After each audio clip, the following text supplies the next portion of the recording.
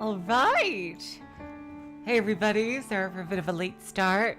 Hey, Guffy Force, OA, Apparition, T, Shelter, and Jackie. Welcome back to Seabed. Last time, things just get crazier and crazier in this plot. As just, oh my god, that their co-worker didn't even know who Takako was. Oh my god, like, and freaking the daughter of Okabe and Kurisu just, she's saying, okay, what world line are we on? And like, god, I just really want Takako to be okay. Hello, Jess, welcome to the stream. Oh god, oh god, oh god. I just want her to be okay so badly.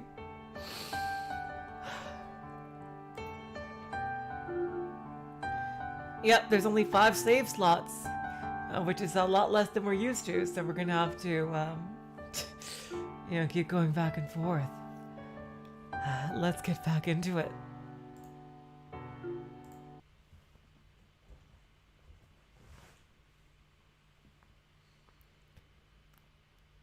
The sun shone brightly in the sky as I left the clinic. I wouldn't have been surprised to see a rainbow as well. That's what I've seen, Jess, around the late 80s. Yeah, it's set. I didn't dislike the smell of wet asphalt. I looked at the taxi parked in front of the pharmacy, but quickly averted my gaze before the driver could make eye contact. Another taxi drove to the clinic. I wasn't really knowledgeable about this area, but I felt that my office shouldn't have been that far from it. After thinking for a few moments, I decided to go on foot.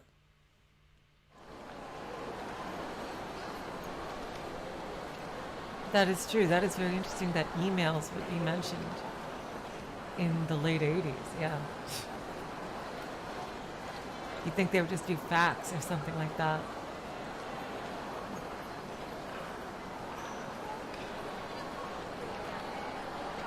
As I expected, after moving north a few blocks, I found myself on a familiar street. I didn't realize email even was a thing in the 80s. Relieved, I continued walking, thinking back to my conversation with Narasaki. Hallucinations ringing in the ears, and the M is tripping me up in that word. Dysamnesia did sound pretty depressing. However, as Narasaki said, I didn't feel that anxious or even confused about it. At least you're self-aware. I recall what she told me. I'd say it's pretty important to get the full picture. I realized I'd walked into a shadow.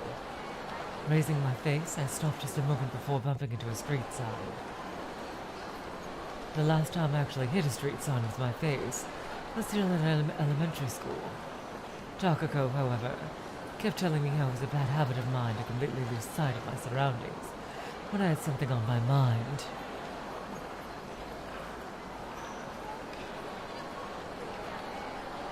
I realized I was standing in front of a library. I checked my wristwatch. I still had some time before work.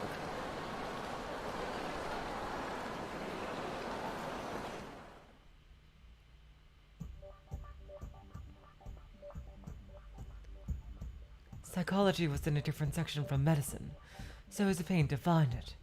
However, before I could spot an idling library worker, I found myself in front of a shelf with these kinds of books. I randomly picked one up and opened it. It seemed to be a dictionary dealing with terms of clinical psychology. I read through a few random pages until my eyes stopped on something. Catharsis. Oh wow, that's a word I'm quite familiar with. Interesting, but it's a different definition than I know.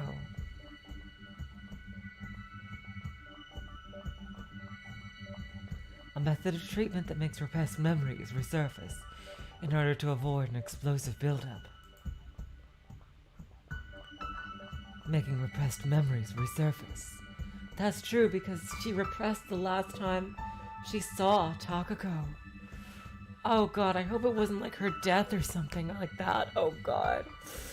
I have a really bad feeling that she's suppressing a memory of Takako's death. Oh god. That's where my mind would go with this, and I would like, oh god.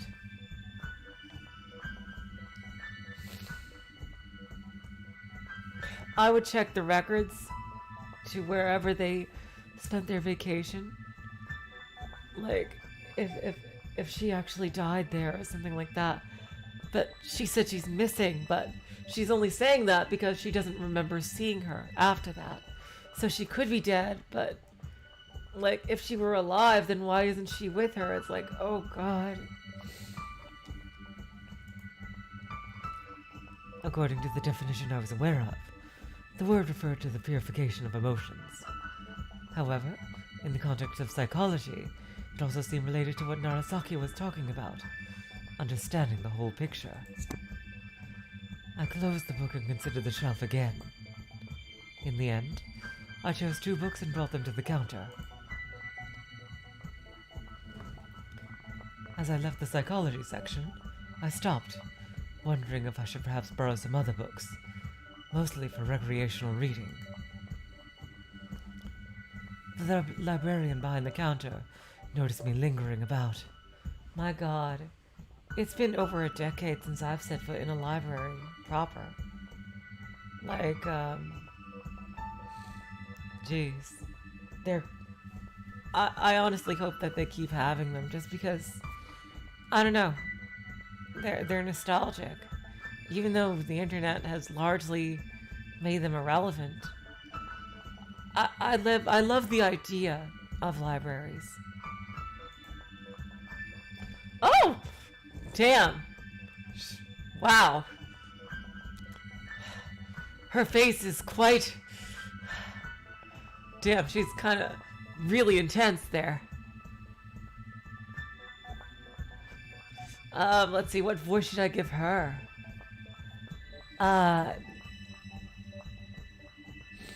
Maybe Erica? Over here, please! The librarian was a woman of short stature, whose head barely reached up to my shoulders. Show off. I checked the floor behind the counter. It was the same height as the floor on my side.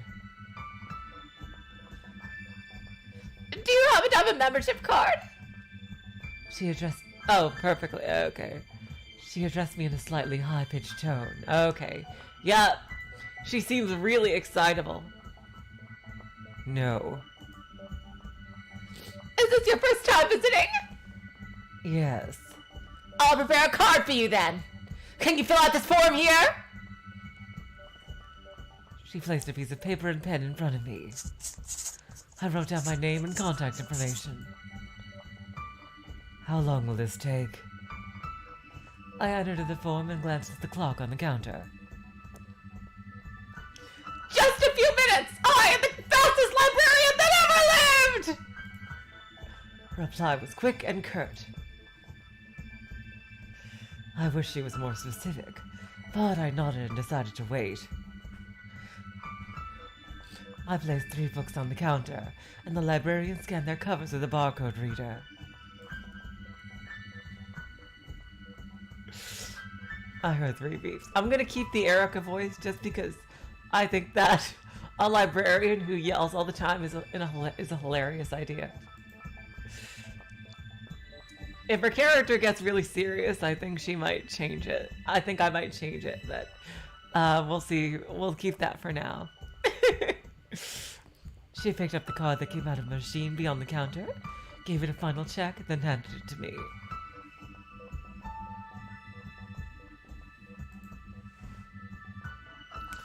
Here you go! Your library card!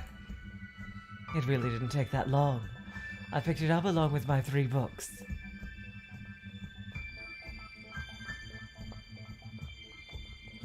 she's gotta be like a recurring character. Like, they wouldn't just give her a sprite and like just have her show up for like literally one scene like that. So she's definitely coming back.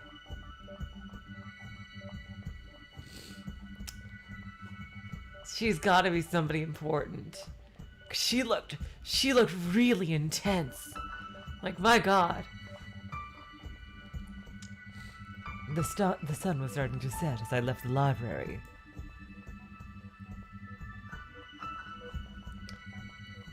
Like, from the description alone, I would have given her a Shannon voice, but with that face, I just went straight to Erica. This time, I headed straight for the office. But as it was slightly farther than I expected, I ended up arriving late.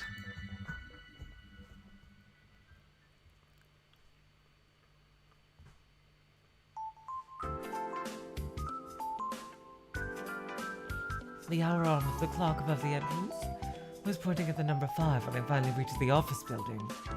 Damn, really? Jeez. That's a creepy looking staircase. As I began ascending the staircase, I heard the footsteps of someone coming down. Oh, Inukai. Hello? On your way home? Hello. I'm leaving on time today. What about Fumi? She's still in the office. She said she wanted to talk to you about something. I see. Well, I'll be going then. All right, see you tomorrow. I reached the floor where our office was located, continued down the corridor, and stopped in front of the door. As if jolted by static electricity, my hand suddenly stopped right before touching the doorknob, but I simply shook my head and stepped inside. Is something crazy gonna happen?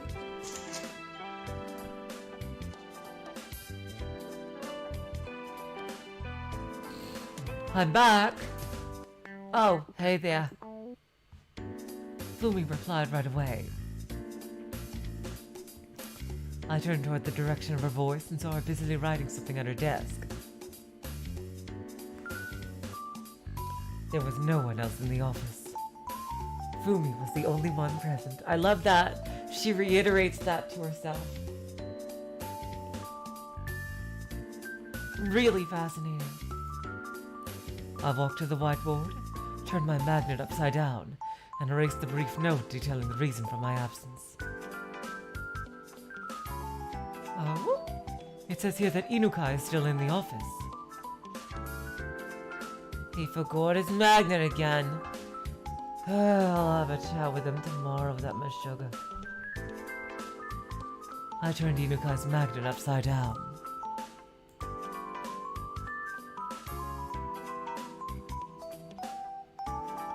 According to this, Fumi and I were in the office, while Inukai and An were gone. Lady An is here! We're... interesting. I guess we're gonna see her eventually.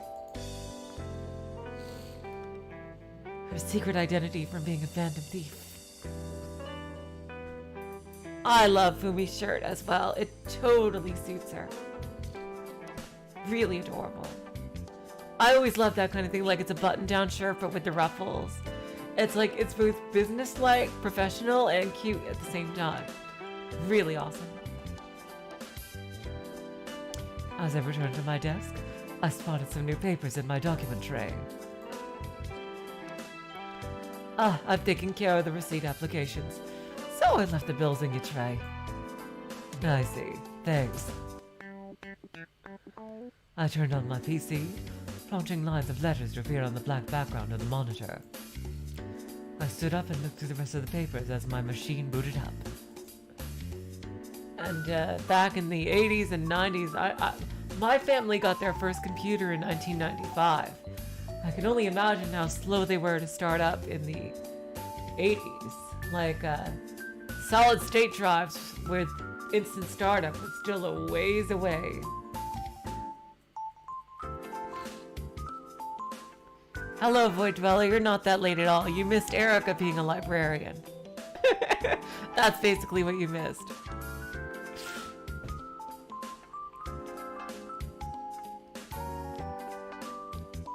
A few drafts of the commissions I placed in the tray myself. Attendance records and year-end vacation applications.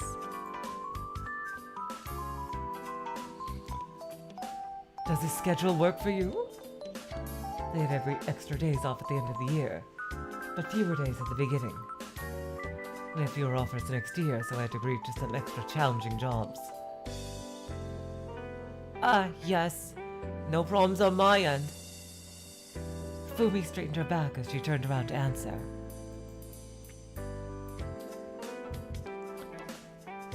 I mean, all that's changed is that our vacation starts earlier.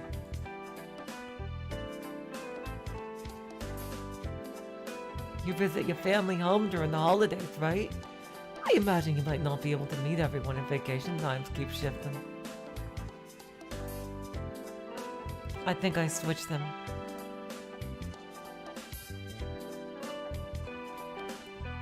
I think I switched them around. Okay. I mean, all that's changed is that a vacation starts earlier. You visit your family home during the holidays, right? I imagine you might not be able to meet everyone if vacation times keep shifting. I don't have anyone special that I'd be dying to meet anyway. Don't make me say it out loud, jeez. Yay! I switched it. Got it in 2 lines. Alright. She then changed the topic by complaining about how cold it was in the office. I'm sorry. If you can finish your current commission early, you're free to start vacation right then. My, that sounded like an awfully attractive proposal. Of course, not as attractive as another type of proposal I'd love to have from somebody, but you know I need to meet somebody first. What you gonna do? The opposite holds true as well, though. I should have known. I'll do my best.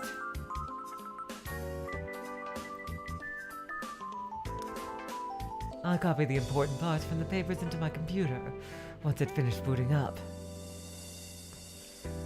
I opened the schedule file and entered Fumi's and Inukai's schedules.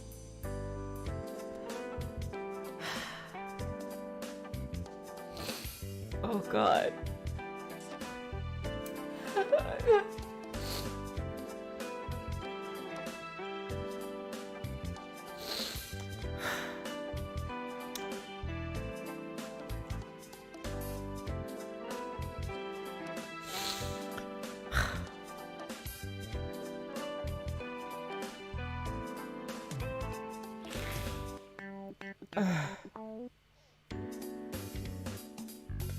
Sorry. Our vacation is unusually long this year, isn't it? I continue tapping away on the keyboard. We should take another trip together! Oh god! Oh god! Oh god, this must be so hard on Sachiko.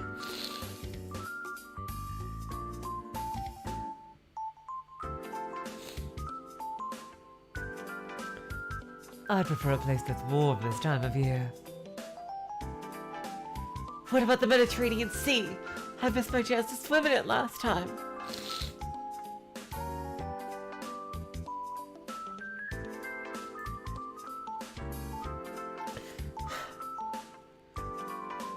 I've heard you can't swim in it past October. Then we should go to that tropical island again! God damn it! What? This is... Jesus Christ.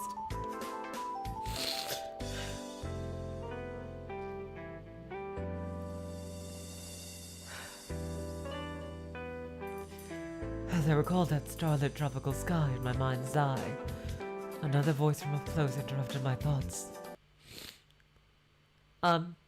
Miss Sachiko? Oyster Miss Sachiko? What?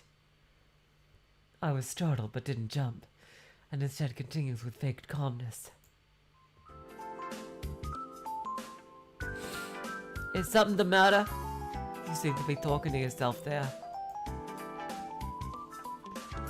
Oh, God.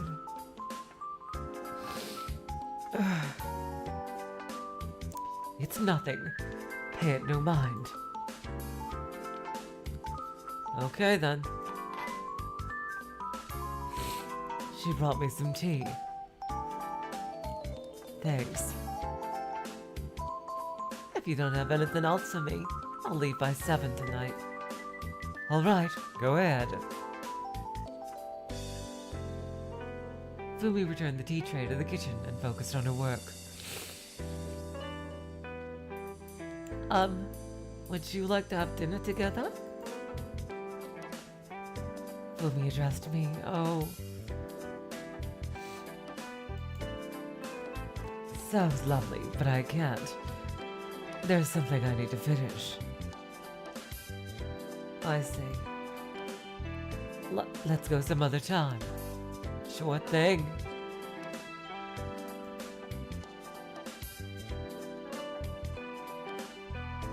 Yeah, they are working late hours. My God. Fumi left the office at 7 like she had said, and after killing some time so we wouldn't run into each other, I followed suit.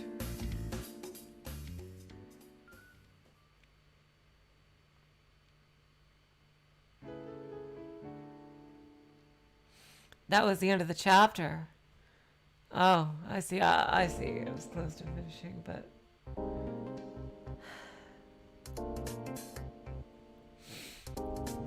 Two days later, I ended up finishing my work early, so I told Fumi and the others that I had a little errand to run, and went straight to the clinic.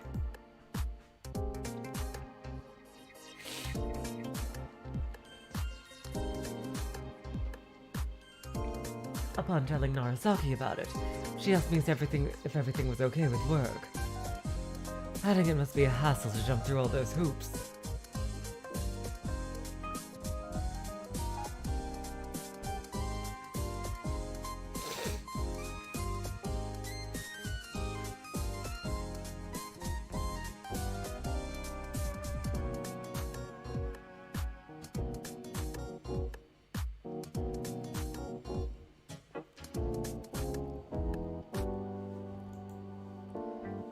I can't exactly tell everyone that I'm leaving early because I suspect I'm going mad. I need to have my head checked. Well, I understand your circumstances. That's pretty common in this field. I'd also prefer to keep this from my regular clients. Have I not told you before? That's why I wanted to discuss this with you in private. Really? I looked at Narasaki's desk. It had a bundle of medical records on it. Beyond that, on the wall, I spotted a green board with some memos, a couple of landscape pictures, and a small calendar pinned to it. The calendar had a picture of a turbulent-looking sea on it. It seemed dangerous to swim in. The entire scenery was dominated by the color blue. Even the cliffs in the distance seemed somewhat affected, resembling massive icebergs. The days below the picture were circled. They had all sorts of errands and what were most likely appointments written around them. Did you find something interesting? Narasaki addressed me while jotting down something to my medical record. Yeah, I was wondering, how long have you been working here? I'm approaching my 3rd year as a practicing physician. Before that, I worked at a different clinic. I considered her white coat, trying to imagine her usual day here. Which one of your past patients left the biggest impression? Narasaki seemed to freeze for a moment. Huh. Interesting. Interesting. Huh. So there's stuff in her past, too. I wonder if Narasaki is just an ordinary psychologist. I wonder. A psychiatrist, rather. Because she can prescribe medicine, so I wonder. Huh.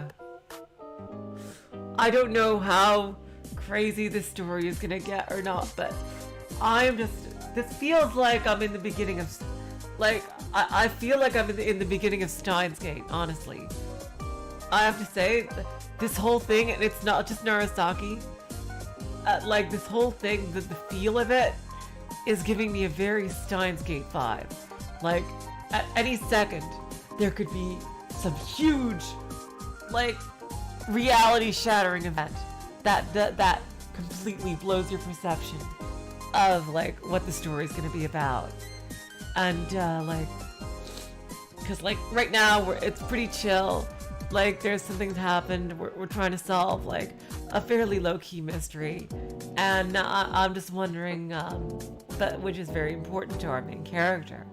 And I'm just wondering now, like, we're getting all these little things all around. You get that? Yeah, you get a science adventure vibe too, Jess, eh? Interesting. Yeah, it really, like, the music too, also, kind of. She then answered that there were many, seemingly trying to avoid the subject.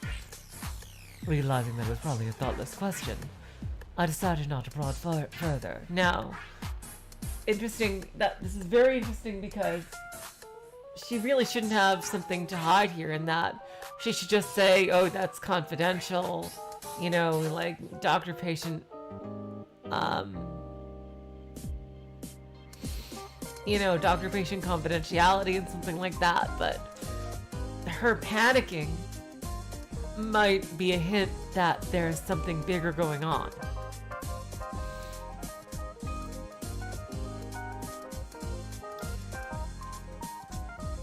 I shifted my gaze from Narasaki and looked around the consultation room. All kinds of bottles with English labels lined the medicine shelf, neatly locked behind its glass door.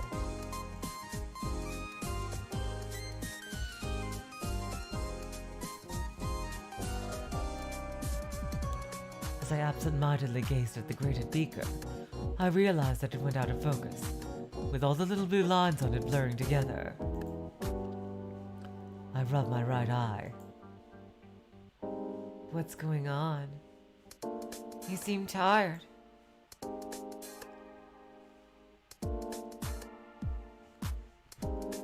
I pulled a late shift yesterday.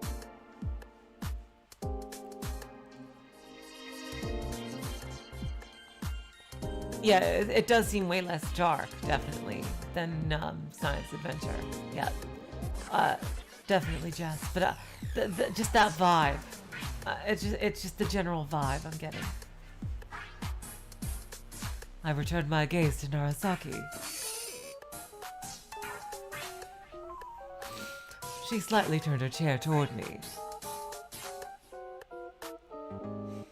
Yeah, sure, yeah, no spoilers from anything except Steins Gate and Steins Gate Zero. Those are the two I've seen. I'm planning to play all the other science adventure games on the channel eventually. She slightly turned her chair toward me. Are you getting enough sleep lately? Oh, work's a bit frantic these days. I'm handling twice my usual workload. That's not good. I know. The brunt of the work is already finished.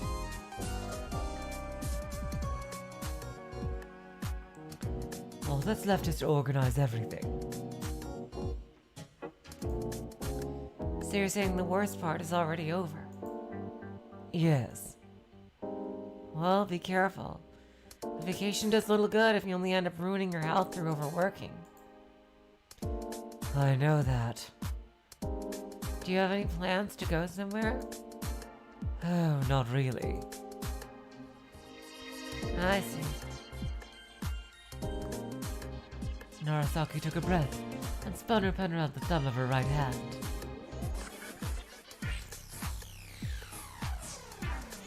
I felt as though I'd heard a cat meowing in the distance. I strained my ears only to hear another clear meow from the direction of the small window. I imagine it's walking along the fence behind the building. I see them there sometimes. Narasaki fell silent as I stared at the window.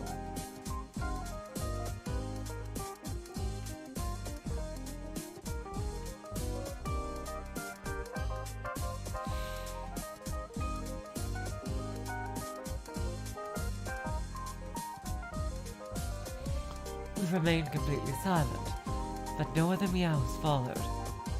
The window itself was similar to the kind that tends to be in bathrooms. When I thought about it, this room suddenly started feeling very small.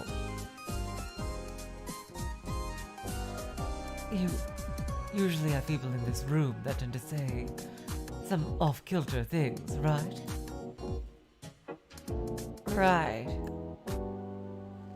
Narasaki looked behind her, allowing her gaze to travel across the entire room, before it finally stopped on me again. Is the room bugged or something? It's pretty small, isn't it? Lately I've heard how other doctors try to make their consultation rooms look as spacious as possible, and use brightly colored wallpapers to lessen the stress of the patients.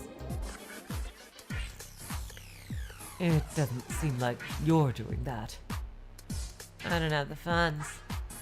Besides, this place is small, but it feels kind of isolated from the rest of the building, right? I feel it might help some patients to relax and talk instead. I think I like it this way too. Glad to hear it. Narasaki made a satisfied smile. Did you take those pictures? Oh, did you take those pictures? Nah, I just stuck on a bunch of photos I liked.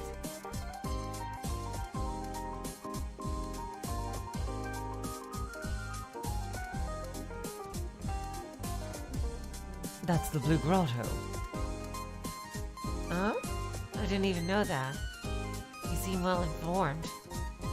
I've been to it, and did stuff there. We went to all sorts of places with Takako.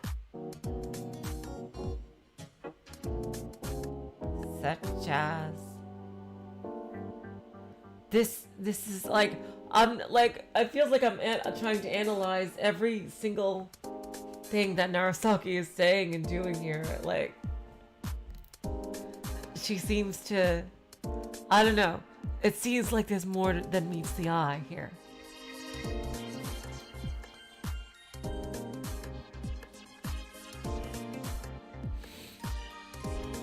It felt more like I was chatting with a friend at a cafe, rather than having an actual medical examination or anything of the sort. Narasaki kept asking questions about my past, from my club activities at school to all the trips I had over the years. I told her everything I could remember, trying to be as brief and on point as possible.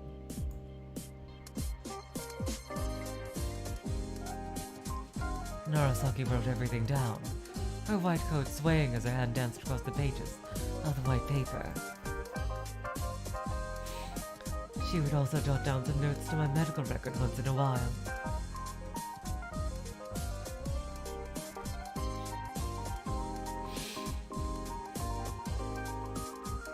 When I told Narasaki about how Takako found a printing error on a winning candy stick, and the woman selling them had to fix it with a marker, she once again added a note to my medical record.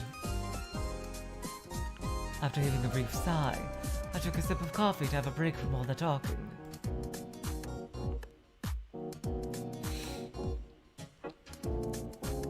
Any new problems since our last appointment? I told her about how I saw Takako at the office after discussing vacation plans with Fumi. Narasaki wrote something down in my medical record again. Squeezed under it, I saw a medical examination paper with all sorts of numbers printed out on it.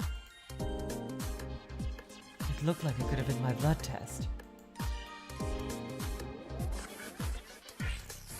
Aren't those the results of my previous examination? Narasaki followed my gaze and, spotting the paper, gave me a nod.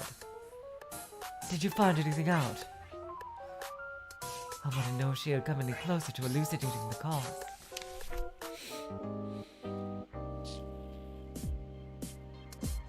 Of course I did. Narasaki pulled the paper out and placed it on top of the medical record. For starters, it doesn't seem like her condition is physical. She explained, tracing the top line of the results with her finger. According to our test results, your physical health is in perfect order. All your blood values are normal and we found no drugs in your system. According to the written test you took, it doesn't seem like your intellect is impaired in any way either. And finally, from your reactions to my questions during our conversation, I'd say schizophrenia can also be safely ruled out. Then what the hell is causing this? It's most likely something psychogenic. I guess something along the lines of a strong mental trauma or chronic stress. Or perhaps both.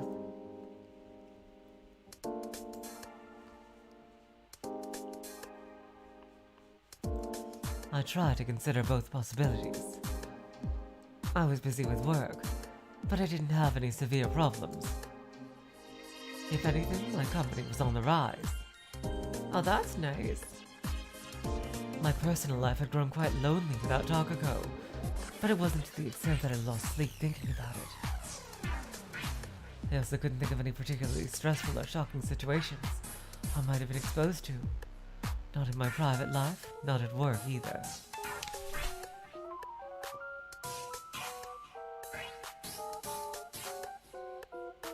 Any ideas? Narasaki asked. I kept thinking for a few more moments, then answered in the negative.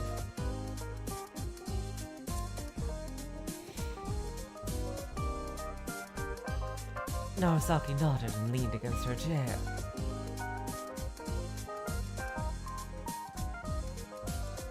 Is something the matter? I imagine that it's most likely that you've forgotten the cause. I'm not trying to sound like I know everything about you. From what you've told me so far, I can't think of a more likely cause than Takako's disappearance. Besides, you told me you couldn't recall the details surrounding it. So both the ringing in my ears and hallucinations are caused by that. I'm not sure about the ringing, but it would seem to be natural to assume that your hallucinations of Takako are. I'd already thought of that possibility. Takako's disappearance left a deep wound in my heart. And I was chronically exhausted from trying to manage my life and work without her. But I never faced that pain. Instead, I made up another Takako in my mind to distract myself from it. Oh my god, you have no idea how happy I am to hear this in the beginning of the story. Because that is what she's saying right now, is what I was terrified of being the case. So, now that they're saying it right in the beginning of the story, we know it's not that. And it's probably something a lot crazier. Okay, because that would be the most sad and depressing thing. Oh my god. It's kind of a relief that Sachiko just said this straight out, because that's exactly what I was thinking. And oh my god. Oh god, that is such a relief. So cool that we're gonna go above and beyond that.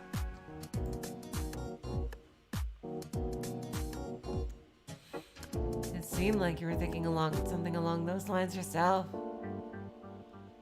Indeed I was. It was natural for her to assume the same. Still, I wasn't sure why, but I felt that something was off about that train of thought. Yes!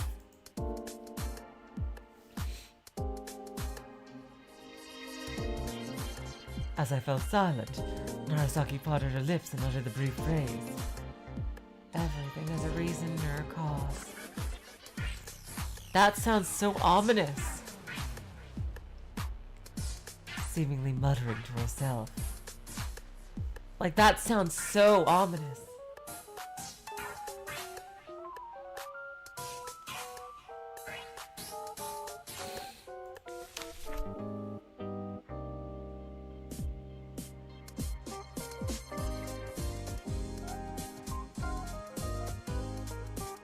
Cause, Takako's disappearance. Symptoms, hallucination, memory loss. Another chart. I glanced at the medical record in Narasaki's hands.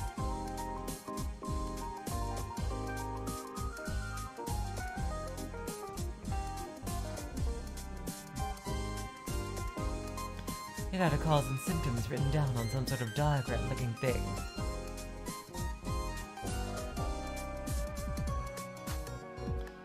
You still can't remember anything about how she disappeared? No.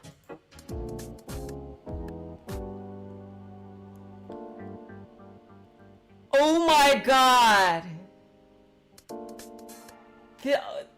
Holy shit, I love how the plot is just... Oh my god! Wow! Hats off to you! Oh my god, Seabed! That's exactly... Oh my god!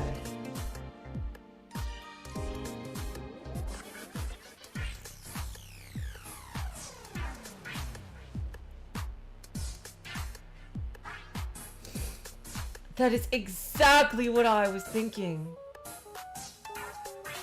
Like, of something to do. Just oh my god. This is an amazing story. This is now reminding me. Yeah, exactly, Jackie. They're actually pursuing things to their logical conclusions, which normally doesn't happen in stories until the very end. Like, oh my god. Seriously. This is awesome. I love this story already so much. This is it's kind of like reminding me of like a kind of like Uchikoshi thing, where characters are actually allowed to be intelligent. It's seriously. Yeah, this feels like an Uchikoshi kind of moment where, like the characters, if you haven't read any of his work, like he has a lot of characters who are deeply knowledgeable about various subjects. And it just comes off as perfectly natural in his stories. I'm speaking mainly about 999. But, and yeah, they have varying intelligences. But usually the characters, they all have really specific knowledge of things you wouldn't expect them to, a lot of the time.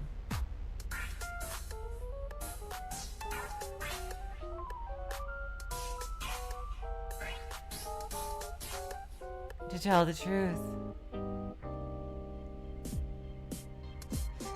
I tried investigating reports about people who disappeared abroad over the past 2 years, but I couldn't find a single article on your friend. That's amazing!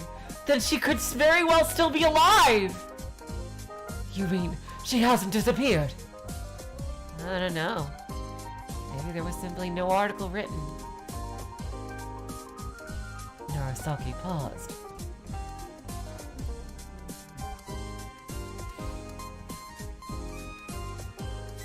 I tried remembering my last trip with Takako, but my memories remain shrouded by a thick fog.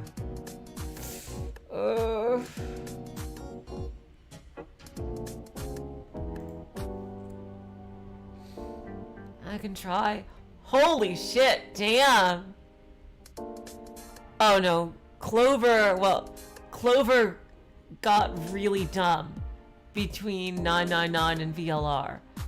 999 Clover was actually smart. VLR Clover was a fucking moron. And that's one thing I will always, that's one of the main reasons why I'll always hold 999 over VLR. Just because of Clover. Like what happened to her character between the two games.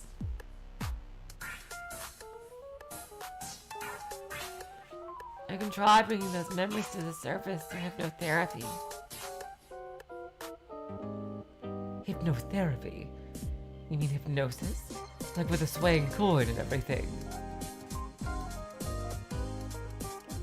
Yeah.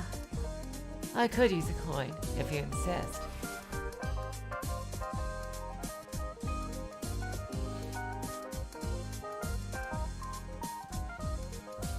Well, some of the characters between 999 and VLR have excuses.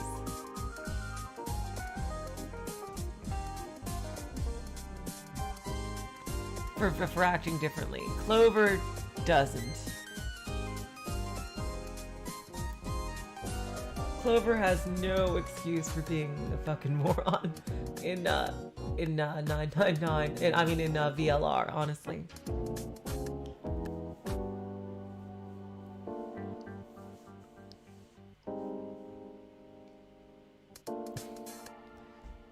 Yeah, hypnotherapy, yeah. Seems like that's a red flag too. I do wonder what's gonna happen. Here, like, are we gonna get a flashback through this?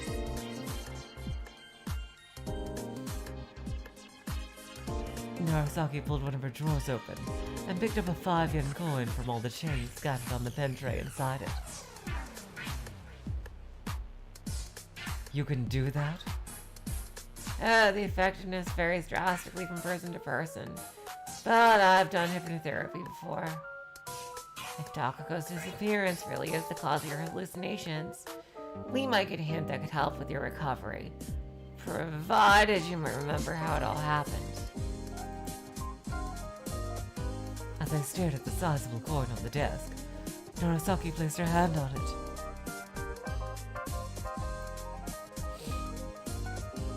Absolutely guppy force. 100% Sachiko over Alice any day. But first, I'd like to confirm that you actually want to get rid of the hallucinations.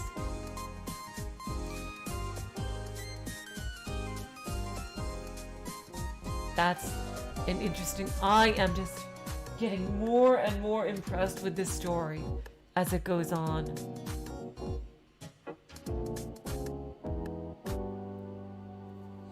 And I agree with that, Jess.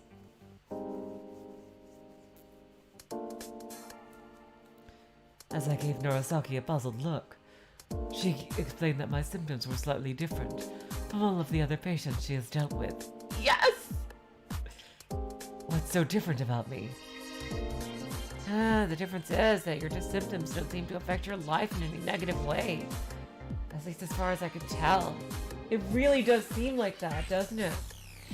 Like, her life is not being negatively affected by it, which is really fascinating. Like, she doesn't even seem to miss a beat.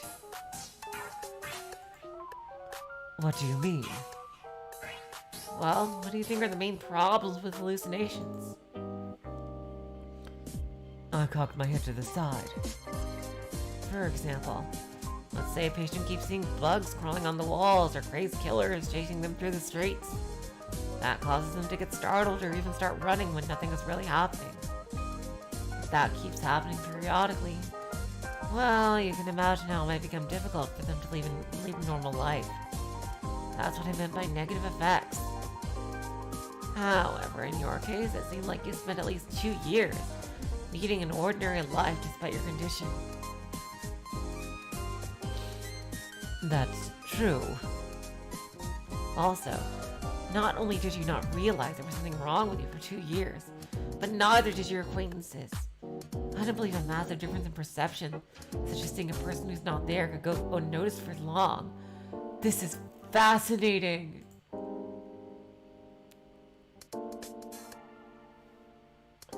This is fascinating. I did not expect the plot to move this quickly. As I've explained, hallucinations are false information interpreted by your mind as genuine. When you're looking for at Takako, your eyes should be fixed on an empty space. When you hear her speak, you react to sounds that aren't there.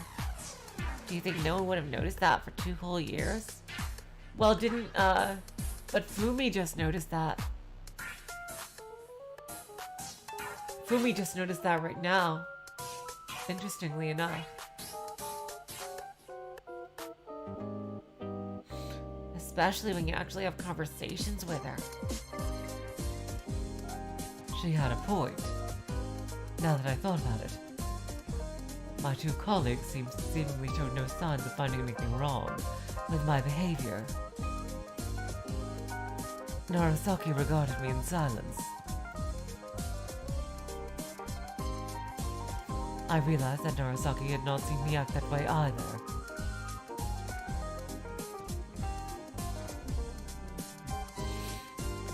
And according to her, there were no physical factors that could have caused me to act this way either.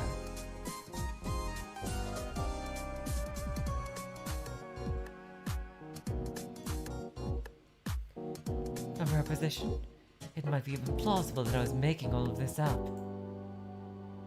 I'm not lying. I know that. I know you. You're not the kind to make things up like that and waste everybody's time. Narasaki's expression turned somewhat more mellow.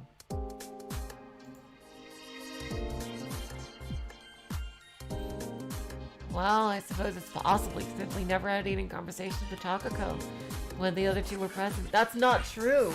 In fact, she's seen Takako have conversations with the 2 coworkers. Is she sliding between dimensions or something? Like, that can't be true. I have memories of all 4 of us talking. Is she like a dimension slider? I hope she gets to the Takako dimension.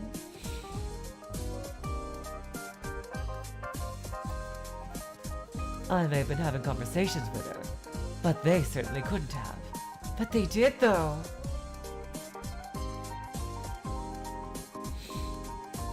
In that case, perhaps you act normally when you're in front of them, the way you would if you understood that Takako was gone. I don't know. You think my memories are incorrect. Most likely. In your head, there's a delusion that Takako is still with you, and it keeps overriding your real memories. And that's kind of terrifying.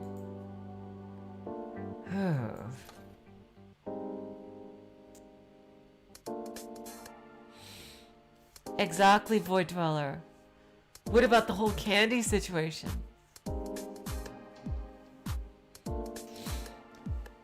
I considered Narasaki's words for a while, with my gaze fixed on the floor.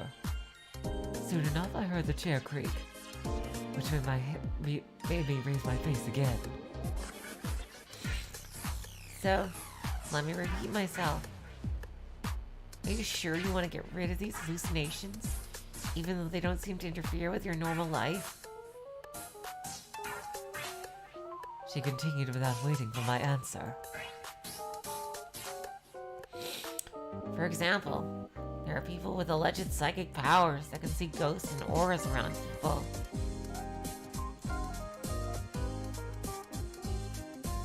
That's true, Line. By the way, welcome to the stream.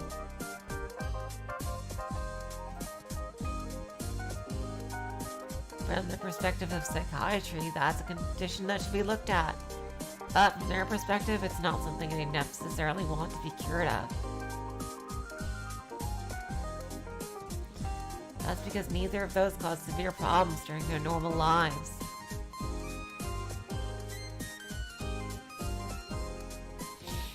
In a way, your situation is similar.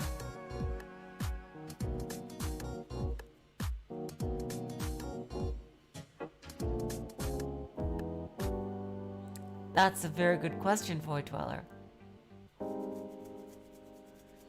inside you there seem to exist was the office without Takako that you share with your colleagues, and an alternate one with her that you keep to yourself. Hello, David Loman. Welcome to the stream. Besides, I couldn't find anything physically wrong with you either. So, there's also the possibilities this thing might go away on its own eventually. I felt like making a sigh, but I held it in. Still, if there's anything that can help cure me, I want to try it. I'd rather not want to worry about suddenly starting talking to things that don't make sense to my colleagues. And seeing things that no one else does kind of weirds me out.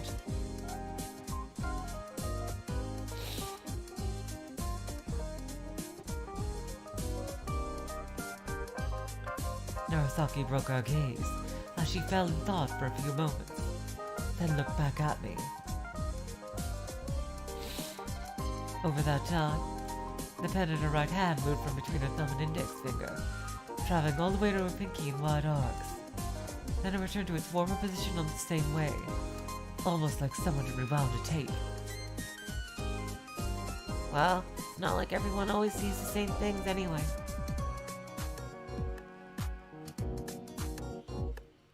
I furrowed my brows, unable to understand what Narasaki meant.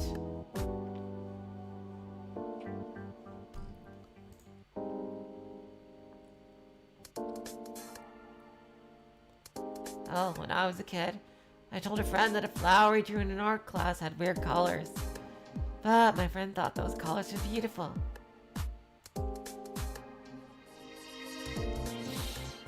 Her flower mainly used rich colors like red, blue, and purple. But for whatever reason, she used achromatic colors, like brown and gray, to color a few parts of it. It honestly looked pretty creepy to me. But to my friend, who likely possessed a different interpretation of colors, it looked very charming. Damn, now we're getting into some Umineko shit here. My god, this story is amazing. I am really loving this story so far. I love it when characters have conversations like this. The slice of life is amazing, and all this mysterious stuff, and like, it's incredible too. Wow. Narasaki looked around and pointed at a decorative strawberry on her table.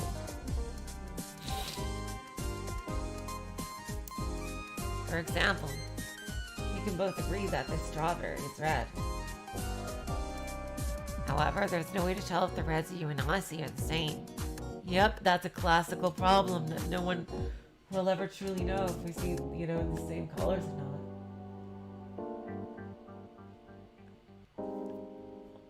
I've seen that question posed a lot of times.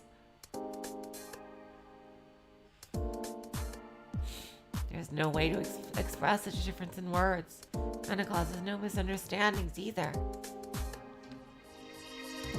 I think you're losing me. Huh? Really?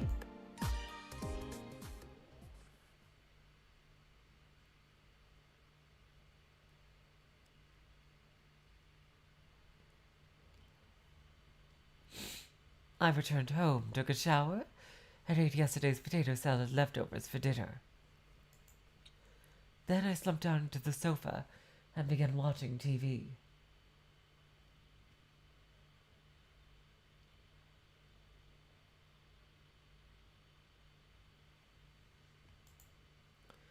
The news commentator kept babbling on about unrelated things, instead of introducing the actual news.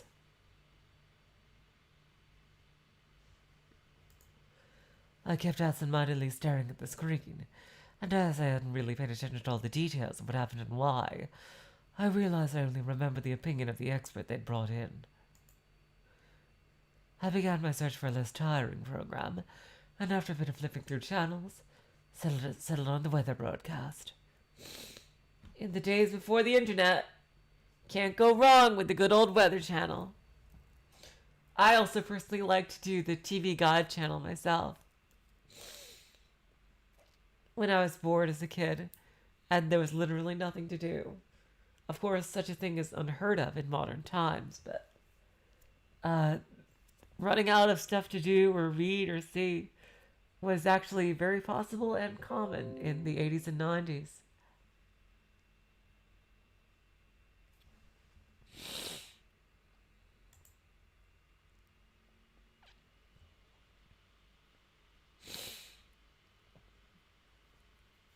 Settle in the weather broadcast. I thought about my time in the clinic.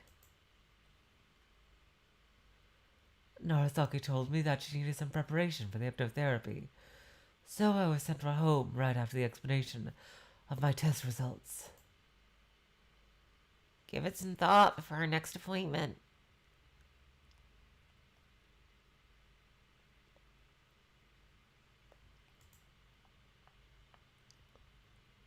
According to Narasaki, I'd forgotten the very thing that caused me to hallucinate. Both that and my memory loss was apparently some sort of self-defense mechanism against a mental trauma. Takako's disappearance was so shocking, it made me forget how it even happened. If the hallucinations were simply caused by not having Takako in my life anymore, time could easily solve the issue. Still, shock and stress being the cause just didn't sound right to me. Takako was the most important person in my life. I'd do anything if there was a way to make her come back. Oh, that is so sweet, you guys. I gotta go for a second. I will be right back. God, this story is so good.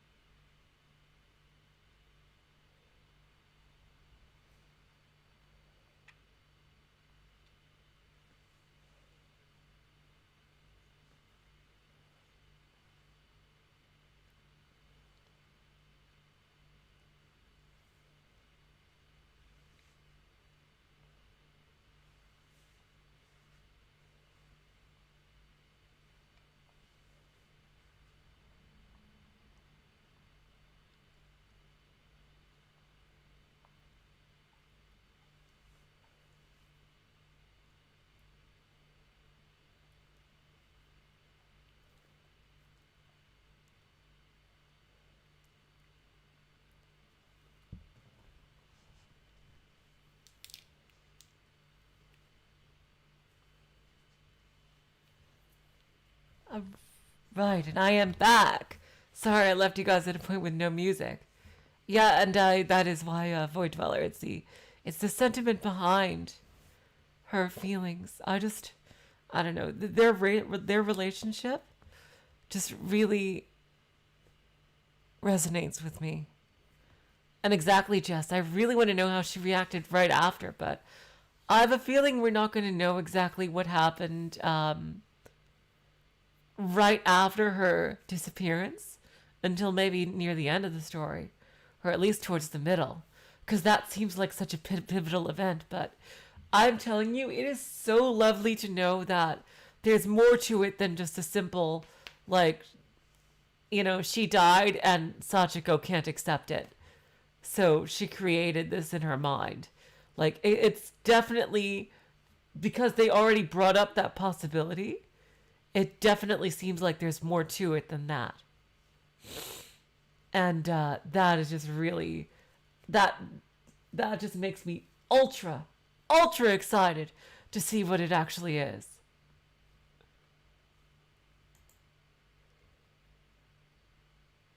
But neither she nor I could have wished for nonsense like this.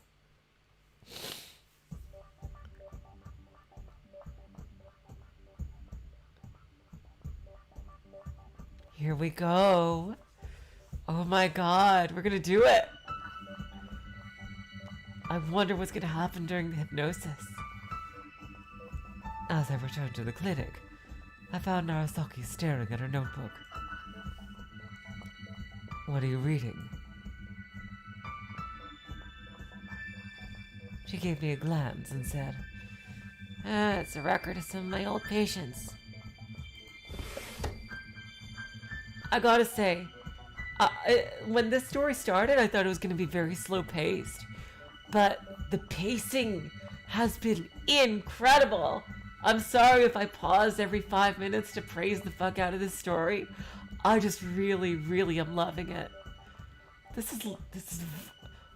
I feel so blessed to be reading so many great visual novels all in a row. Like, first, like Umineko and Fata Morgana, and now this. It's like, my god.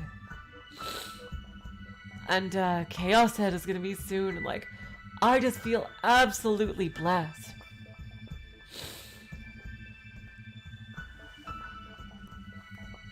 As I sat down, Narasaki closed her notebook and stuffed it into a drawer. You said my hallucinations were special, but how do people normally start seeing them? Narasaki answered with an aloof. Many hypotheses exist that pertain to hallucinations, but there's still a lot we don't know. The most accepted one is the dopamine hypothesis. Your nervous cells secrete too much dopamine in the synapses, and it makes the electrical impulses in your brain go haywire, showing you hallucinations. There is another hypothesis that hallucinations occur when your self-awareness drops. When you wake up in the morning, sometimes there's a short period where you don't remember who you are, right? It's something like that, basically. The hypothesis states that you lose the ability to differentiate between things happening in reality and things happening inside your head. Well, those are the most common cases anyway. How do you treat them? In both cases, you gotta do away with the cause first. There are many things that can cause dopamine excess, but in most cases, it's induced by drugs. Most of the time, you can take care of that by simply taking medicine with dopamine antagonists. As for the drop of self-awareness, it's usually the result of stress after a strong mental trauma. In that case, you first have to elucidate the concrete cause and solve it for the patient. It sounds pretty complicated. Don't you worry about it. That's what I'm here for. The doctor. Your case is different. And besides, you can leave all the complicated stuff to me. Narasaki gave me a smile. I wonder if determining the cause will also make my hallucinations disappear. This is gonna be like the key phrase of this whole story, isn't it? I can already tell. This is gonna be like the key phrase of this story, isn't it? Everything has a cause and a reason. We'll start from clarifying those. Everything had a reason. It was something I heard Narasaki say before. Actually, I think I'd heard her say something along those lines multiple times. And I agreed with the idea. I think my symptoms have a reason too. I told Narasaki what I've been thinking about since last night. I think I've mistaken the date of Takako's disappearance to make sense of why they'd both be in the office at the same time. That has to be it. But I'm still not sure why my hallucinations happened in the first place.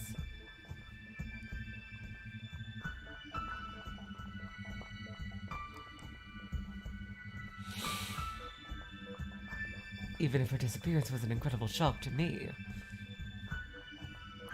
I doubt I'd want to deceive myself just so I wouldn't have to face it. I just wouldn't do something like that. So I want to remember what had really happened and figure this thing out properly. Narasaki nodded. You might end up remembering something unpleasant, though. I tried imagining what it could possibly be, but nothing came to mind. Putting that aside, though, I was more scared of living my life seeing things that weren't real.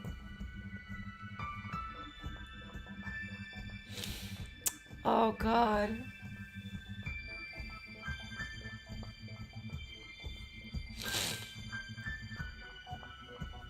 If it's related to Takako, I can't allow myself to just forget it.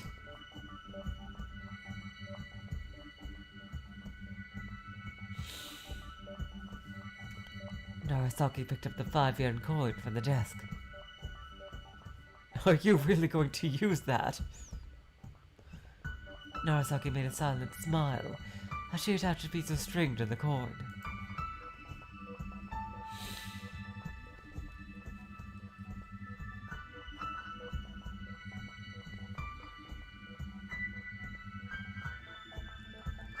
I'll use hypnosis to bring out memories from your subconscious to the surface.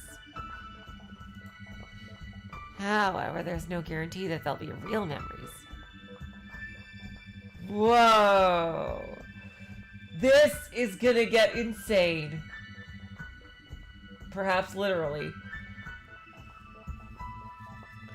I can tell we are in for a trip in this visual novel. Oh, wow. If we're already just... If this seems like something... Again... This feels like something that would happen near the end. Like... This reminds me of, the part in Fata Morgana where, oh, thanks, Jackie. I was worried about it. Where, in the end, where, Morgana sent Michelle to basically find out what was the real reason behind all the 3 men, like, what they did. Like, this seems like an equivalent to that. But the story is just beginning. And to me, that is so fucking exciting. Because I really legitimately have no idea where the story is going to go from here. And that makes me so excited. Because I've read a lot of stories. A lot of visual novels. And I have no idea what's going to happen.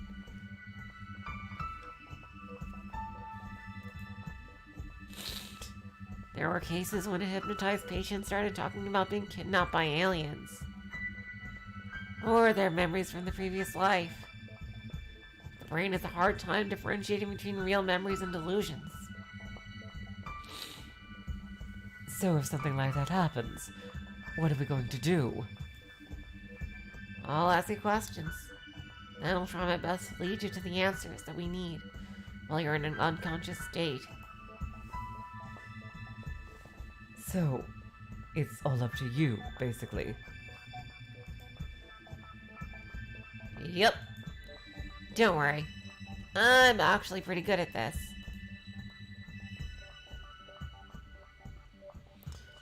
Are you ready? I am. Time to set up the sink.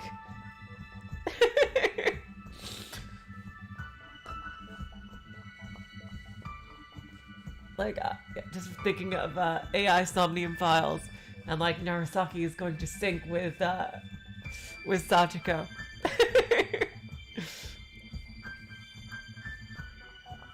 I sat down into a cozy armchair, almost lying down. Narasaki came closer and told me to relax. Then she told me to watch the coin. As it started to slowly sway, she began to talk. Try remembering that trip. I focused my thoughts on the last trip I had with Takako. A street paved with stones. Brick buildings around me. Takako and I are walking together. A street paved with stones. Brick buildings around me. Takako and I are walking together. I felt the nostalgic scent of a town I visited a long, long time ago. Here we go! Back to the past, samurai, Jack, or rather, Sachiko. Back to the past.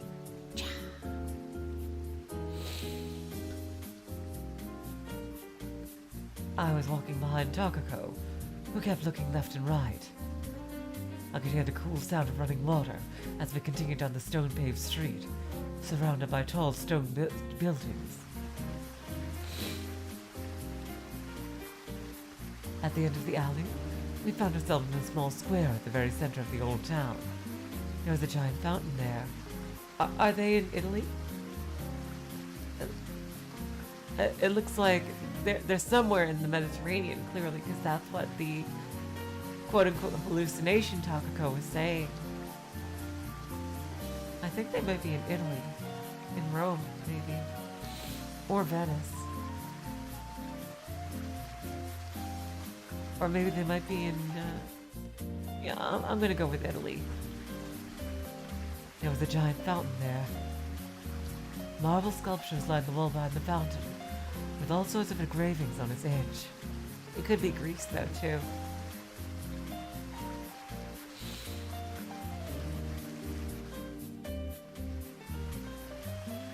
In the center stood the ruler of the seas, Neptune, surrounded on each side by the fertility goddess Ceres and the goddess of health, Salus. Wow, I've seen the Greek gods and Roman gods many times, but I've never heard of Salus before. Huh. That is one I have honestly never heard of before. And I have seen so much different things that drew on Greek mythology.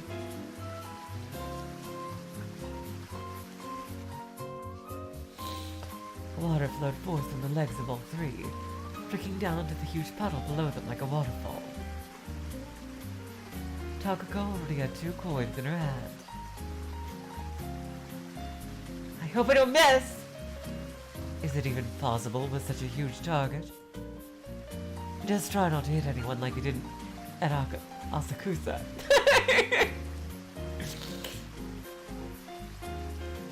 This small square, half of which was taken up by the fountain, was filled with people. A group of workers pulling a cart packed with large boxes. People resting on the stairs. Couples sitting on the stone handrail, seemingly more interested in each other than the fountain. And a group of tourists listening to the explanations of their guide.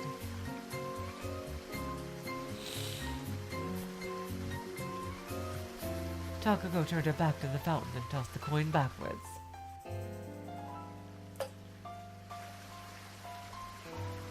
The coin, painting a beautiful arc against the blue of the sky, plopped into the water, vanishing from sight. Did I get it in?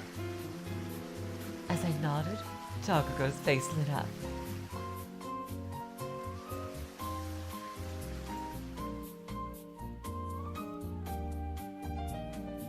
After taking a handful of pictures in front of the fountain, I grabbed Takako, still reluctant to leave, by the arm and left the square. Where are we going next?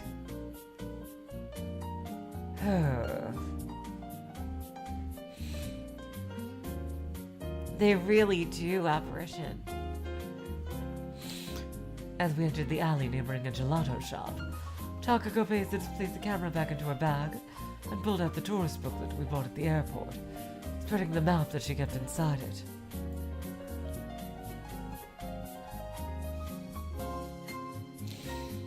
Then she turned to the compass key holder that was attached to her bag. The main attraction today is obviously the cathedral, which is here. And we're here. Which means we gotta go there! Takako showed me the map and pointed at the alley to the west. You're interested in churches and cathedrals, right? After checking out this temple in the square, we can cross the river and head for the Grand Cathedral.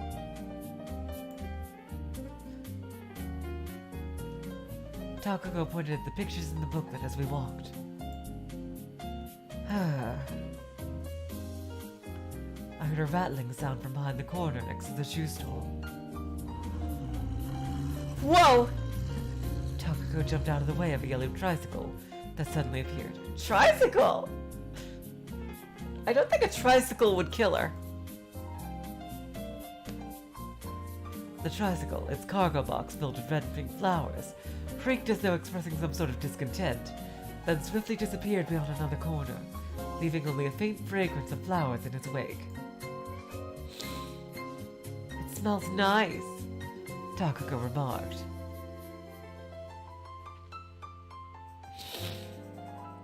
You made a seabed pilgrimage here with Jackie? Wow. That is so cool. I guess this visual novel left a really big impression on you then.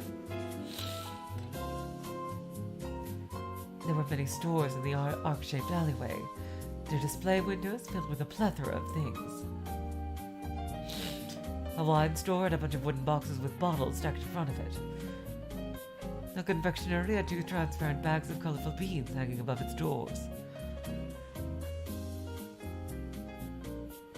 Its orange-tinted display window was packed with 3 rows of various chocolates and candies, shaped in the form of flowers and fruits. Sachi, let's hurry on to the temple! Takako, who had gotten ahead of me as I briefly halted to look at the candies, came back and clasped my hand. You're not embarrassed to hold hands? Everyone's doing it here. Remember that couple at the fountain? Those 2 were glued to each other. She pulled on my hand. Besides, we already went on a trip together. What's there to be embarrassed about? Takako let out an audible laugh. As we exited the alleyway, we found ourselves in another square with a fountain. It was surrounded by people who looked like street performers, and souvenir shops that seemed to specialize in wood carvings. Turning to the right, I spotted a huge white pillar. As we continued down the bustling square while clasping each other's hands, another set of pillars appeared from the shadow of the one we saw from the distance. Whoa, it's huge! The triangle-shaped roof of the temple was supported by 16 big stone pillars. Oh, is it the Sistine Chapel? I don't know what the outside of it is supposed to look like. Under it, there was a long entrance with a tall ceiling that was shaped like a cylindrical dome from the outside. It's okay to go inside, right? I want to see how it looks. Takako held my hand towards the entrance, nimbly evading the people in the crowd.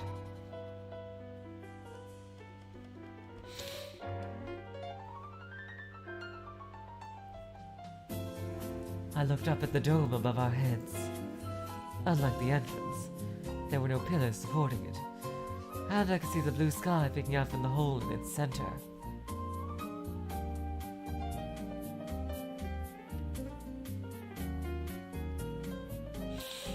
I can't wait to get to Rose Gun Days, Jess.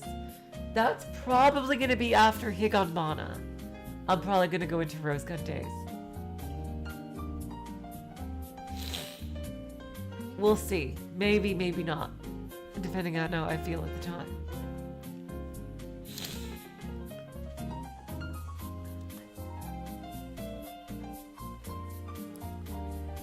Unlike the entrance, there were no pillars supporting it. And I could see the blue sky peeking out from the hole in its center.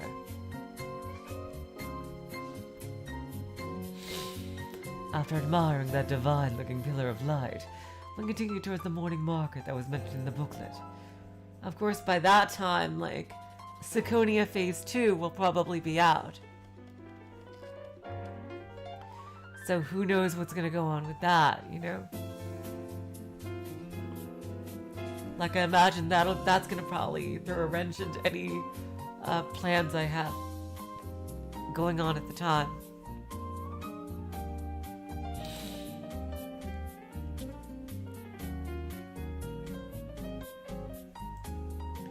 There were no big roads that led to it, so we had to use lots of tiny alleyways between big buildings. Isn't an alleyway where she said she last saw Takako? Despite getting lost a few times, we finally found our way to our destination. However, being exhausted by the long trek, we decided to first take a break at a nearby restaurant. What kind of flower do you think that is? Which one?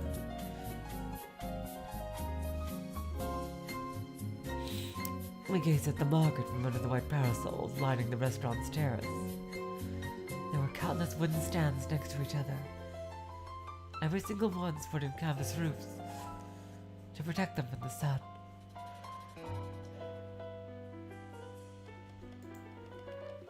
Their assortment included food, spices, fruits, flowers, and other miscellaneous goods. There's a blue bucket with purple flowers near that stand.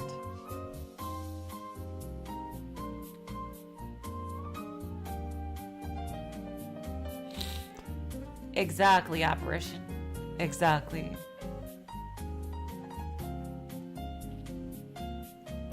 Yeah, basically look at what apparition just said.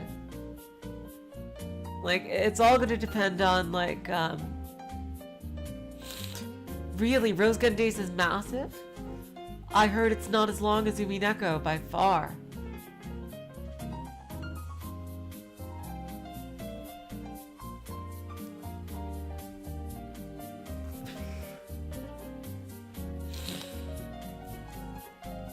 I'm not sure what they are. Oh, I think I switched him again. There's a blue bucket with purple flowers near that stand. I'm not sure what they are. They look kind of like chrysanthemums, though. I wonder if we have them in Japan. Remember that vegetable store from earlier? It was pretty awesome.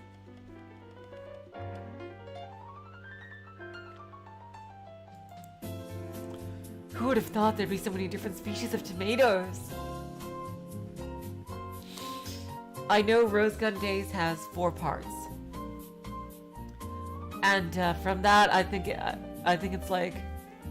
around the length of the question arcs overall of Umineko, right?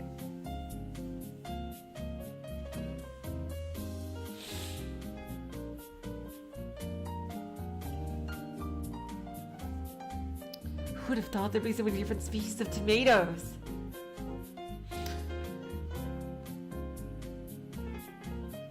I wonder if they use different ones for different dishes. That's true, David Loman. Most things are shorter than Umineko, if you put all fiction on a list between things that are longer than Umineko and things that are shorter, the list listing things that are shorter, longer would be very, very small.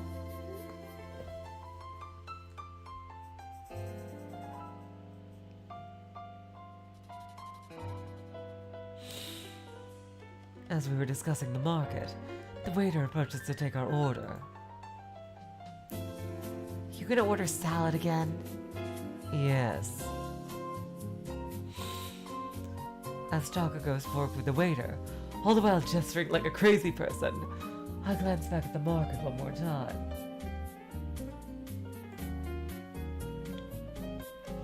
It looks like a festival. It's nice to see everyone running back and forth with so much energy. I wonder if it's like that every day. Takako said that as she finished conveying our orders.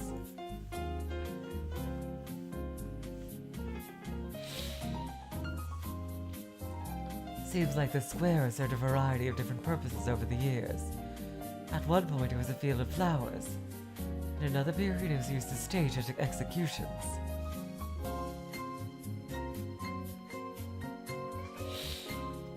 I told her what was written on the building. Executions? You know, like flogging. I wonder if the people who came here to pick flowers ever imagined the place would end up like that. Or if the people who were flogged here expected this area to eventually become a market. I'm not sure how that matters in any way.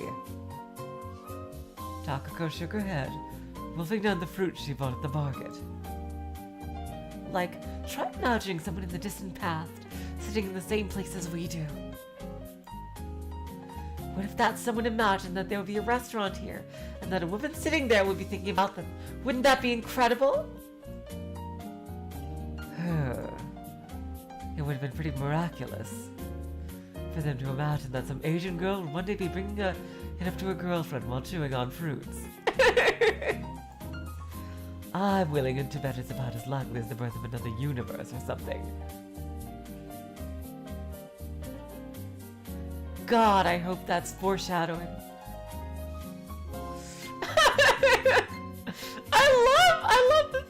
I love that slight change in sprite with her eyes, like going extra smug. Really?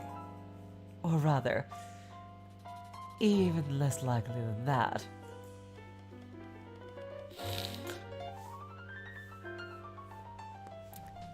Takako stuffed a piece of orange in her mouth and closed her eyes. Alright, now I'm thinking about two homosexual aliens from Jupiter having a picnic here after the fall of humanity. Thinking about two Asian women eating fruits at a restaurant in the very same place while they themselves snack on seaweed-filled rice balls. If you skip the homosexual bit and the rice balls, you might even be right. You think it'd be as likely as the birth of a new universe? That would be nice. I hope someone builds a temple for us too, if that happens. Yeah, right. I think the possibility of the current gods punishing you for these ideas is a lot higher, actually.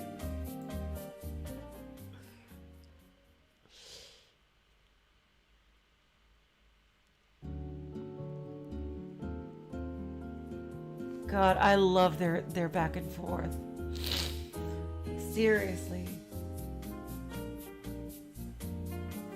Like, just talking about random bullshit, like, someone, when you're really in a relationship, when you're past the, oh my god, I can't believe I'm actually in a relationship phase of being in a relationship, like, that's just, this is how a relationship is. It's just literally shooting the shit about ridiculous bullshit to someone who you can trust with pretty much anything.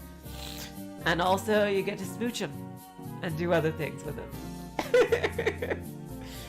Pretty goddamn great. Sharing your interests, just having really fun times together.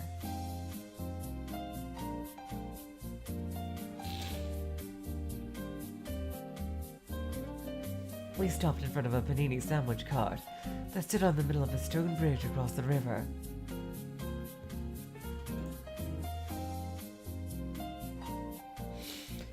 It resembled a giant opened-up umbrella with gelato, soft drinks, and all sorts of snacks lined up under it.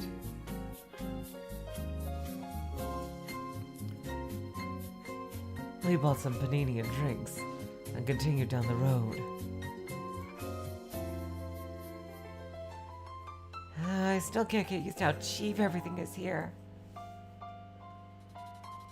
Takako remarked as she gobbled down her panini. Her sandwich was shaped like a cream puff with cheese, prosciutto ham, and rucola herbs. Unable to watch Takako try and fail to fit it into her mouth, the store clerk helped her crush the thing to a smaller size. Oh my god. You want a taste? Noticing my stare, Takako offered a bite of her sandwich. I nodded and helped myself to a small portion.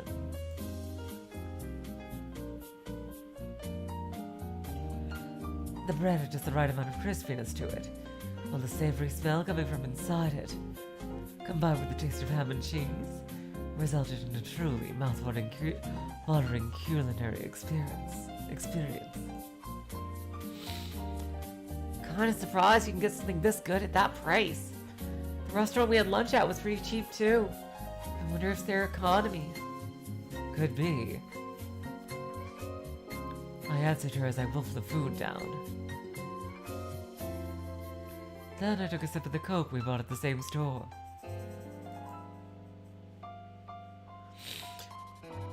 We could save some money, quit our jobs in Japan, and move here. Takako crossed the river and entered another alleyway. Oh, that's one plan for the far future. Then maybe we should move here earlier and run a shop together, like the one we just been to. You mean a cart? They had flower carts in San Francisco too. Damn, they must be really good at their jobs to be able to just travel the world like this. Yeah, you see a lot of them overseas. I guess it's cheaper than renting out an actual building. I wonder what they do on days with bad weather. With no air conditioning, I doubt business is booming during winter. On top of that, if the wheels of the car gets damaged or something, you can't sell anything until you get them fixed. Yeah, I wonder how they profit. There's no way to know unless we have the data, but given the amount of them in this town, it can't be that bad. I imagine you can insure the cart too. I see. If you're so curious, how about asking them directly? Okay, David. Have a good time at work. See ya.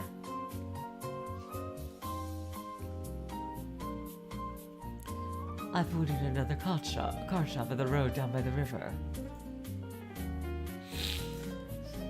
It seemed to be dealing in women's apparel and involved sorts of clothes hung up blocking the view. Still, I could at least spot a female customer talking with a gray-haired, middle-aged clerk. Takako looked at the cart for a while before turning back to me.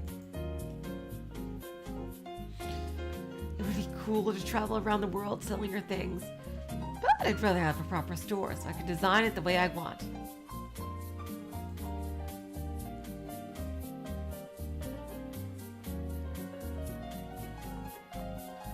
I'm sure that bothers you more than profits.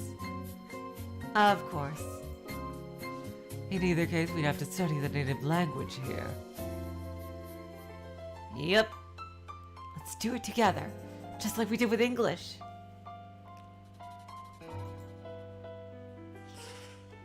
I wonder if they have any movies in this language. I'm sure they do. Between Japanese and English, I'd say you got movie languages pretty darn well covered. I imagine in Italy, very few things are dubbed or made into Italian. They probably have a lot of subs from stuff made in in the West. Well, they are in the West, but in England or America. Though I do imagine they probably have their own programs and stuff too. But I mean, movies, probably not too many.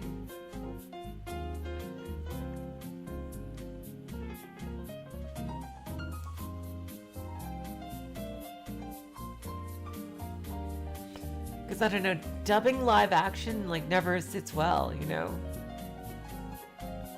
Really? They dub live action?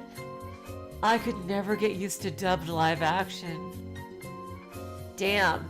Because to me, a dub of live action just sounds super, super corny. It just doesn't, it just like fucks with my mind.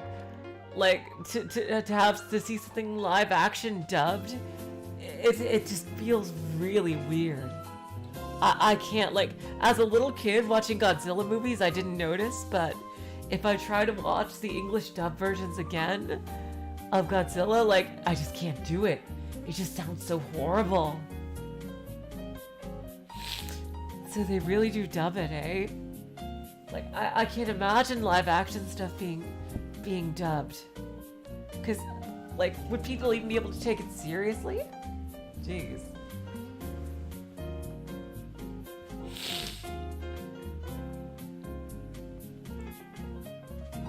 Really, everything is... Oh, hello, Nagels. Everything is dubbed... That's insane. Does it sound good? Because I can't imagine, like, seeing... a foreign actor, or and then, like, you see a voice that clearly isn't their voice coming out of their mouth. Like, it would just seem very, I don't know, very uncanny valley to me in live action.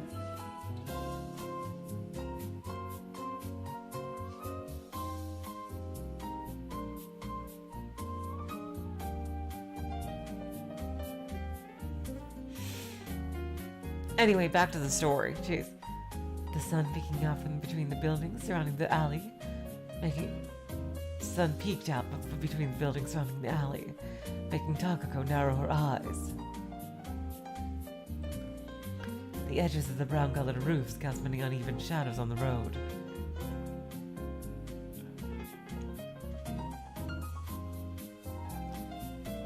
That arch looks pretty cute. I followed Takako's finger to see a grated window with an angel carved in the arch above it.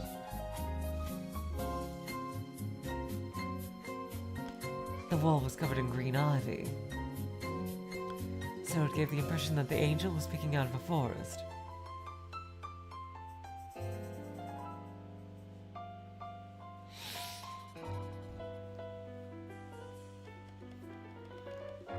Like, it depends. With animation, like, I'll always try to, I understand, there's the Japanese actors and everything, but I really, if there is a dub available, and unless I've heard, like, really horrible things about it, I will watch it. Because in animation, I don't know, it's just easier. Though, I could tell, I love the Japanese voices, don't get me wrong. But if a dub is available, I will generally try to watch that. Like, unless it's, like, truly, truly ear-piercing.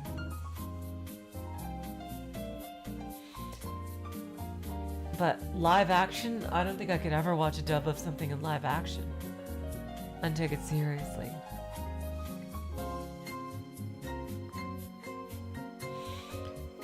The wall was covered in green ivy, so it gave the impression that the angel was peeking out of a forest.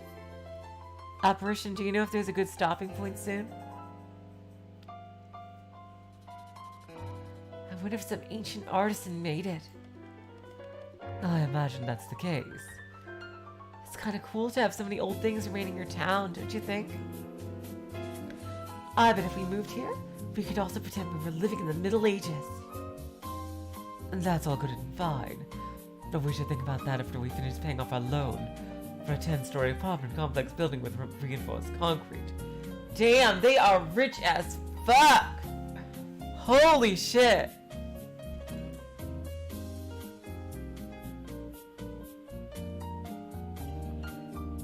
My god! Their graphic design company must have taken off like a rocket. Holy fuck, jeez. These buildings look like they're made from stone. Could they be like 2,000 years old or something? Takako furrowed her brows. Maybe. It makes you think of the Three Little Pigs, doesn't it? I like cozy wooden buildings. Would you prefer to live up north then? Apparently the northern region of this place was affected by the architecture of neighboring countries, so they've got a lot of wooden buildings up there. It's written in the booklet. Here. She pointed at the picture of some mountain village.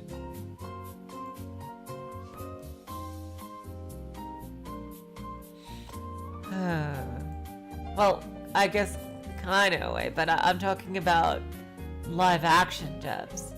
Like, I don't think, again, like live action dubbing specifically, I can't imagine that working out well.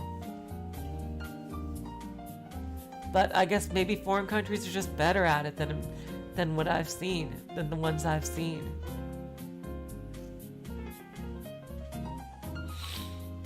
Dubbing live action. They probably, you know, maybe they've gotten really good at it because nobody likes to do it in America because they just gave up. Then you can make homemade panini for me. Oh, then you make homemade panini for me. Sure, but you're making the ham. What? The ham is gonna be homemade too? Takako shrugged.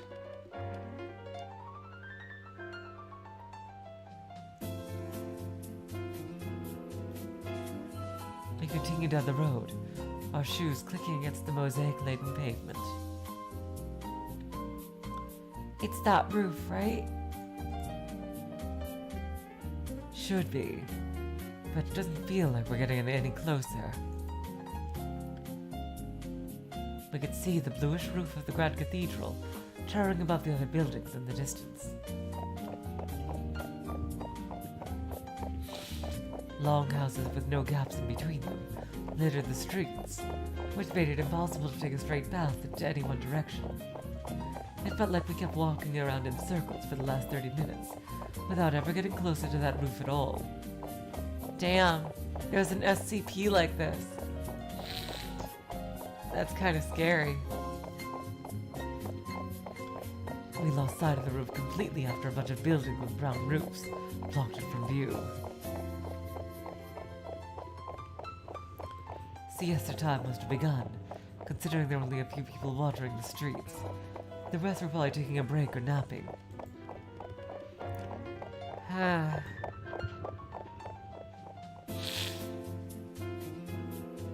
I was examining a window with sturdy-looking Venetian shutters, a tourist carriage pulled by a horse past us.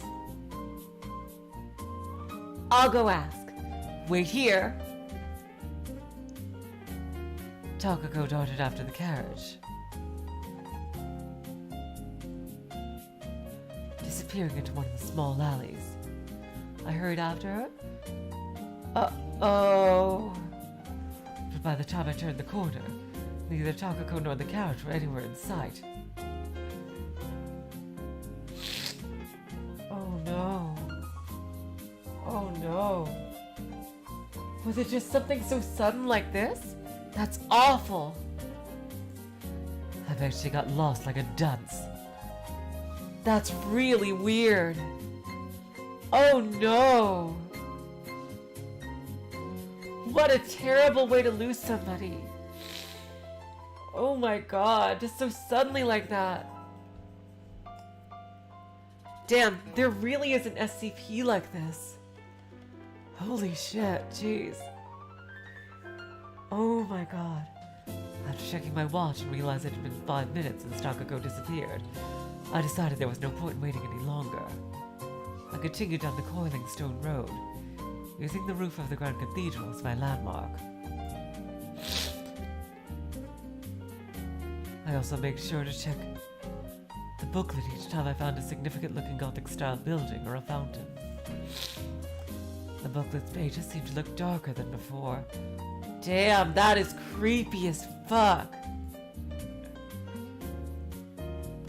I looked up and saw the sun had moved to an angle where the buildings surrounding me almost completely blocked it from sight. I glanced behind me, noticing that both the road I came from and the direction I was heading in was completely devoid of people. And now suddenly it's gotten terrifying. Oh my god. This music is no longer appropriate. Oh god. I continued down a road full of shops with closed shutters and darkened display windows.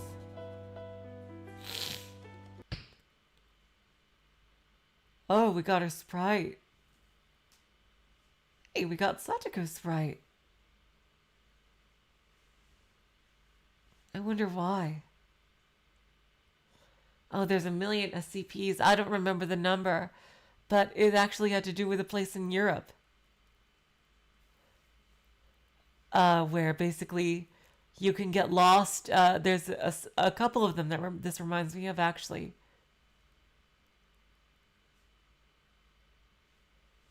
Quickening my pace, I began to draw closer to another corner. However, right before I could make the turn, a person emerged from behind it and bumped into me. Oh, that's not Sachiko? And she's wearing Takako's clothing.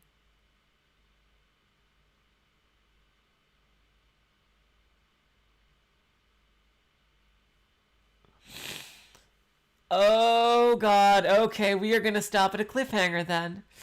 Oh god, my stomach is going crazy. Overwrite the slot and save one, yes. Oh god. Oh god. This sounds like looks like some crazy interdimensional bullshit. It's not the infinite IKEA Void Dweller. It's basically a path somewhere in an Italian town where if you go down certain alleyways, you get to go and it leads to an alternate dimension version of that city where crazy shit happens. I forget which one exactly it is. But oh god, we are about to be in... It looks like we're going in supernatural territory.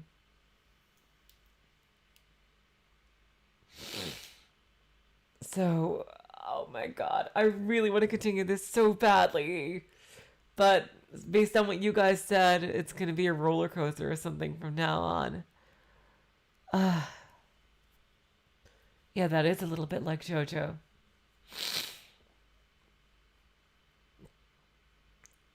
Well, there's thousands and thousands of SCPs, Void Dweller, so...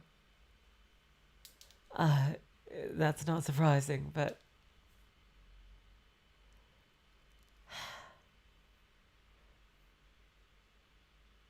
If you would like 20 minutes more?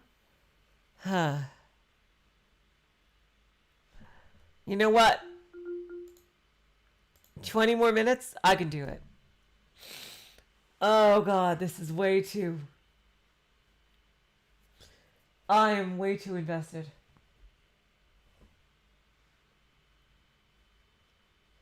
Can you tell Collider likes the story?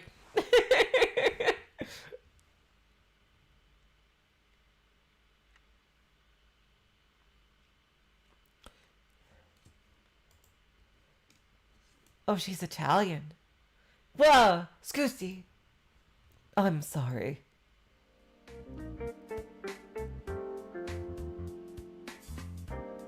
Huh? You're Japanese? I looked up and saw a long-haired woman with a spirited look in her eyes. Her gaze traveled from my face to the booklet in my hands. Are you lost? trying and failing to do an Italian accent. These back streets are full of twisty turns and dead ends. It's kinda easy to get lost. I can show you the way out if you want. She sounds more French than Italian. God damn it. She gave me a friendly look.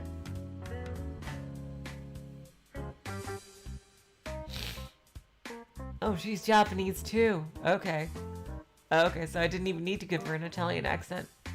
God damn it.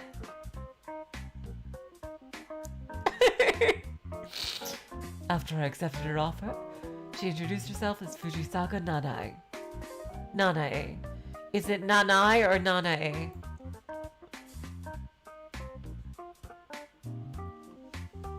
I'm gonna go with Nanae. She walked a short distance ahead of me, her heels confidently clicking against the stone pavement, like it was her very own backyard. Oh, the second one is closer? Okay. We're trying to get to the Grand Cathedral, right? She's probably heading that way too. What if you can't find her there? I'll go back to the hotel. That's probably for the best, yeah. Thanks. You're a lifesaver. Huh. Hey, don't sweat it. Even I was getting a bit anxious walking around on my own. I couldn't spot much anxiety in the confident smile she gave me. Most of the stores and government offices close around this time, and this place turns into a ghost town. In exchange, you stay up late and get up early. Being from Japan, I still don't quite get how their economy can function like that.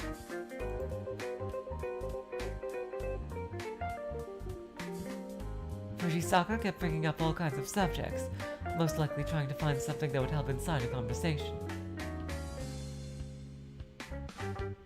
I suppose the siesta system wouldn't stay around if it starts seriously hindering their economy, though. You know what? I think I'm still trying to feel out a voice for her. I think I might go a bit more British with her. Yeah, and then all the Japanese will be shocked to hear that one on the news. That it was the thing to begin with. Yeah, exactly.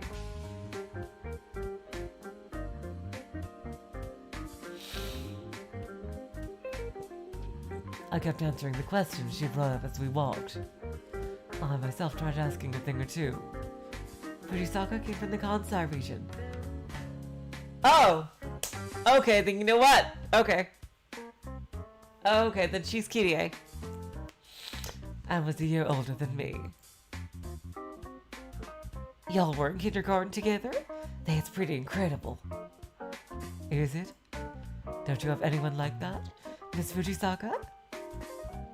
I was brought up in a mountainside town in the middle of nowhere. I had a few friends like that until middle school, but they all eventually left to live in cities. Nobody knows where Takako went. She disappeared. Can't blame him for wanting to get out. Fujisaka spoke as she continued to lead me ahead.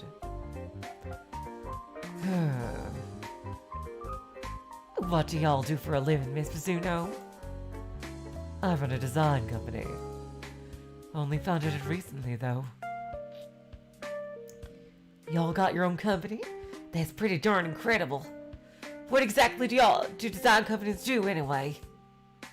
We design logos for other companies, advertisement posters, packages for all sorts of goods, and so on and so forth. We deal in anything as long as it falls under designing and doesn't exceed what our capabilities allow for. Did y'all come here for a commission too? Not really. I just like traveling. I see. Are you also traveling, Miss Fujisaka? You seem to be used to this area. Oh, shucks. I came here to buy furniture. You all know, like couches, tables, and so on and so forth. Do you run a furniture store? Fujisaka shook her head without looking back at me. Nah, I run an inn back home. It's a western mansion that's been around since before the war. So a lot of our things are old and need to be replaced. Got it off some guy named Kenzo. Looked a little bit blown up though. That said, we can't afford to replace everything with expensive modern furniture. So I came here once in a while looking for materials to fix some of our old stuff. Plus cheaper replacements for the things that are too old to do anything about. Can't you buy those in Japan? Y'all can, but it's pretty darn expensive. Besides, I also like traveling. Fujisaka, who was slightly taller than me, shot a brief glance my way and continued walking forward. Where is this town of yours in Kansai exactly? Oh shucks, it's in Hyogo, sweetheart. Wanna come visit us sometime? It's an ancient place, but y'all seem like the type that likes that kind of stuff. Yes, it sounds pretty interesting.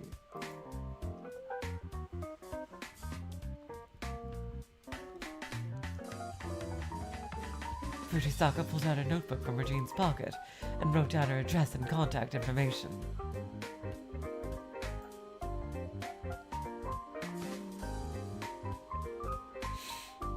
I don't have a business card. Maybe it's about time I made one.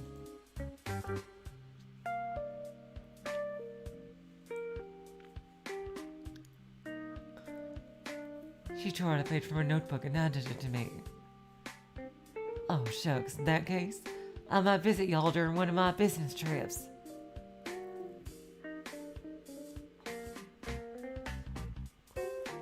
We continued down a street decorated with flower reliefs, and after passing through another narrow alleyway, found ourselves in front of a huge cathedral.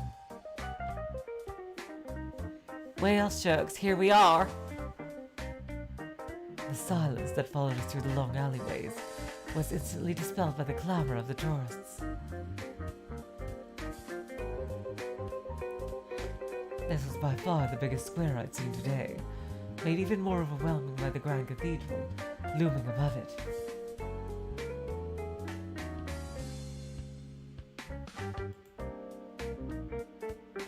This is the Central Park, said Fujisaka. A sun clock towered in the center of the stone-paved square, with a set of tall stone pillars surrounding it in a cylindrical arrangement. I wonder if your friend is here. I glanced around in all directions one more time, but to no avail. Takako was nowhere in sight. I can't see her anywhere. Oh shucks, let's check out the inside of the cathedral. Fujisaka started towards the giant dome. From up close, the grand cathedral was so overwhelming, it felt almost like it could fall over and crush you. We ascended the stairs, drawing closer to the entrance supported by 8 cylindrical and 4 rectangular columns. Oh my god!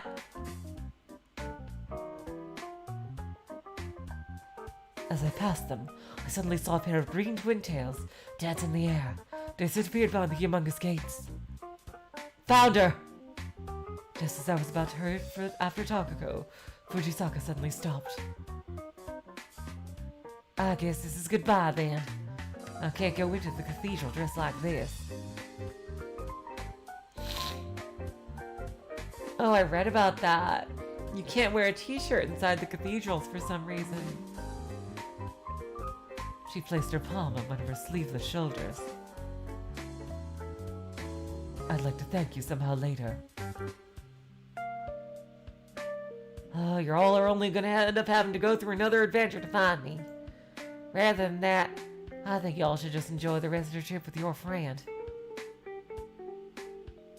Thank you very much. I don't know what I would have done without you. No prob. Anyway, y'all should probably hurry. I thanked Fujisaka and passed through the gates in pursuit of Takako. I took a quick glance back and saw Fujisaka waving me goodbye.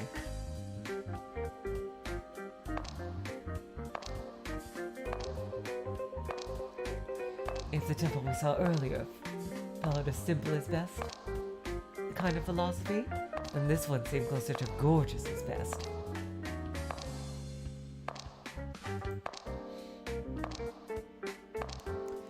Various colorful and fantastical pictures decorated the walls.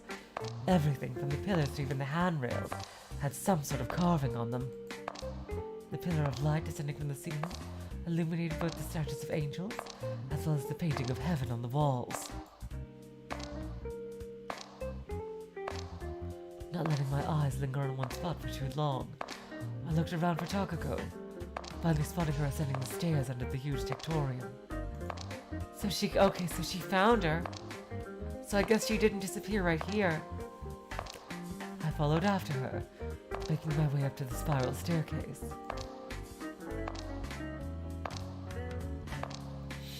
As I reached a veranda on the upper side of the Tectorium, I ascended up another small set of stairs leading further up.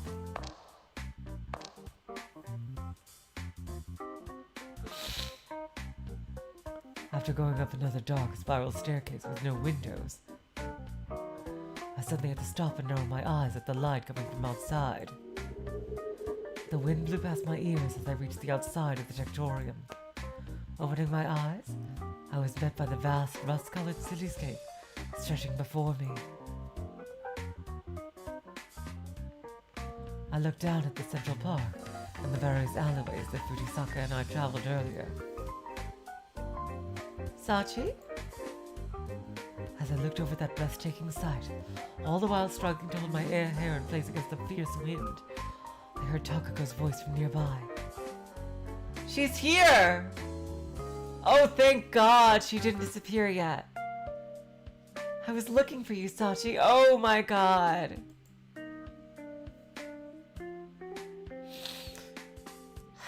That's a relief.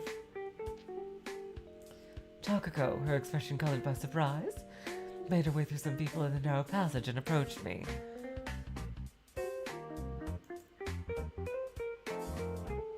Before she could hug me, I squeezed her cheeks between my palms.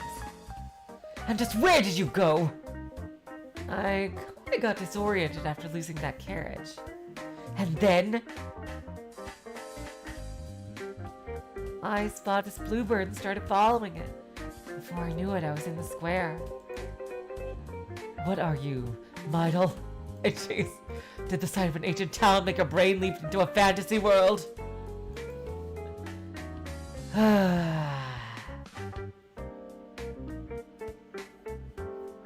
I heaved a long sigh. How'd you know I'd be here? Well, you do love high places. We know each other so well we don't even need words. I flicked her on the forehead. At least have the common decency to realize when I'm calling you an idiot. Oh my God.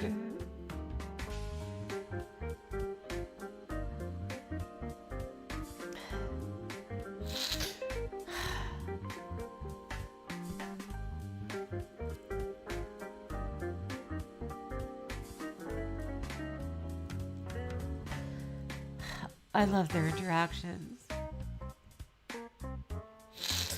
Before long, the orange of dusk completely overtook the blue sky.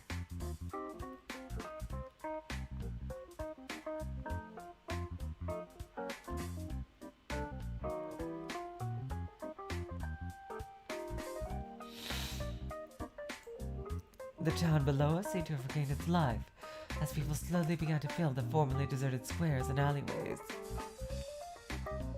All's well that ends well. Takako scratched her belly. The darkening orange of the setting sun gradually painted the brown walls and tiles a deep hue of red.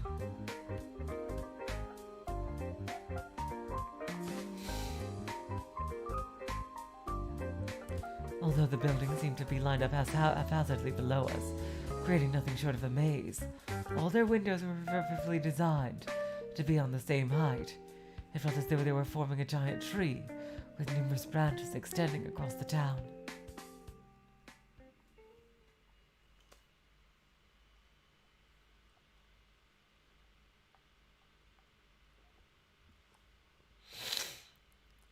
After looking around the Grand Cathedral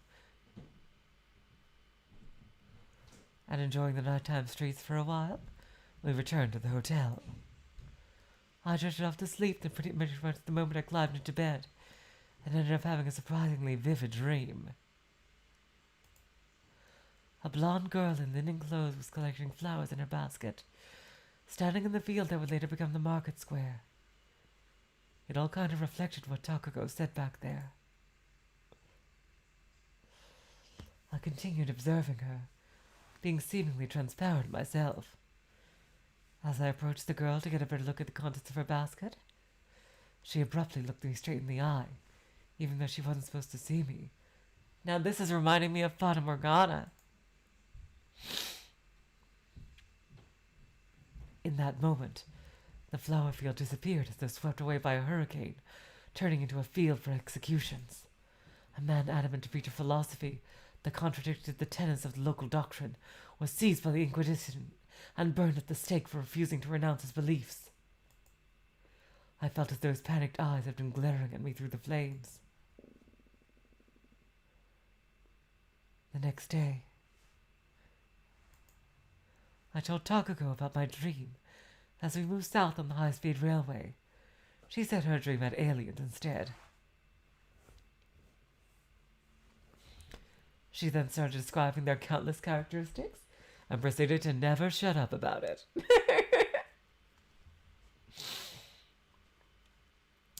Oh, Takako.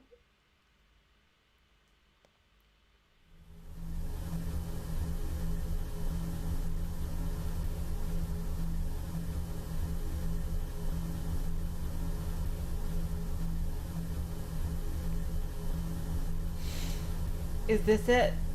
Is this where I should stop? Or is this scene right here? Should I do this scene?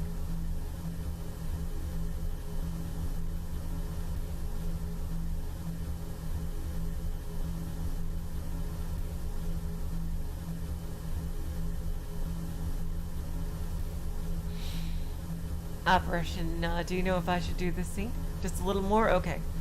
The light from outside made my eyelids flutter open. You awake? Yeah. I pulled Takako's jacket closer to my chest. She must have placed it on me while I slept. Takako, sitting next to me, was gazing at the clouds beyond the window. A massive mountain range stretched below them. We're almost home. What time is it? As Takako was looking for the clock, the plane speakers turned on, making an announcement in English. Takako finally pulled the clock out of her pouch. 8-ish. And there's the train. Have you already set it to Japanese time? Of course.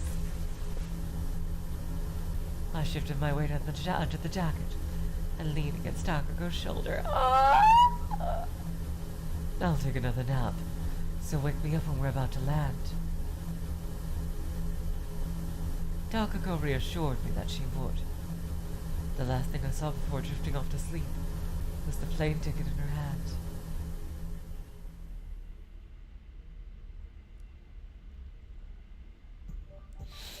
So she didn't disappear on the trip?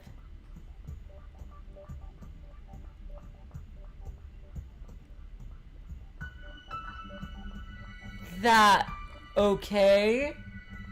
That is freaky. Is there some alternate dimension ship going on here? Oh my god. We really are going to explore some world lines, I think. Oh my god. Well, now. Here is where we stop for now. My god, this is just getting more and more fascinating, like twists and turns. Oh my god. And you guys said like I haven't even gotten past the prologue yet of the story. Like this is, I can't believe this is a prologue. This seems like the meat of the story itself. Like I could only imagine what the actual like main part of it is going to be like. This is just amazing. Oh my god. Okay, you guys. We will continue this in 2 days. Tomorrow is more Higurashi. I can't wait until then. Alright, I just can't wait. I can't wait! Until then, I will say, my nose is getting a bit stuffy. So long, farewell, halfway to saying goodnight. You're all the sweetest of hearts. See ya.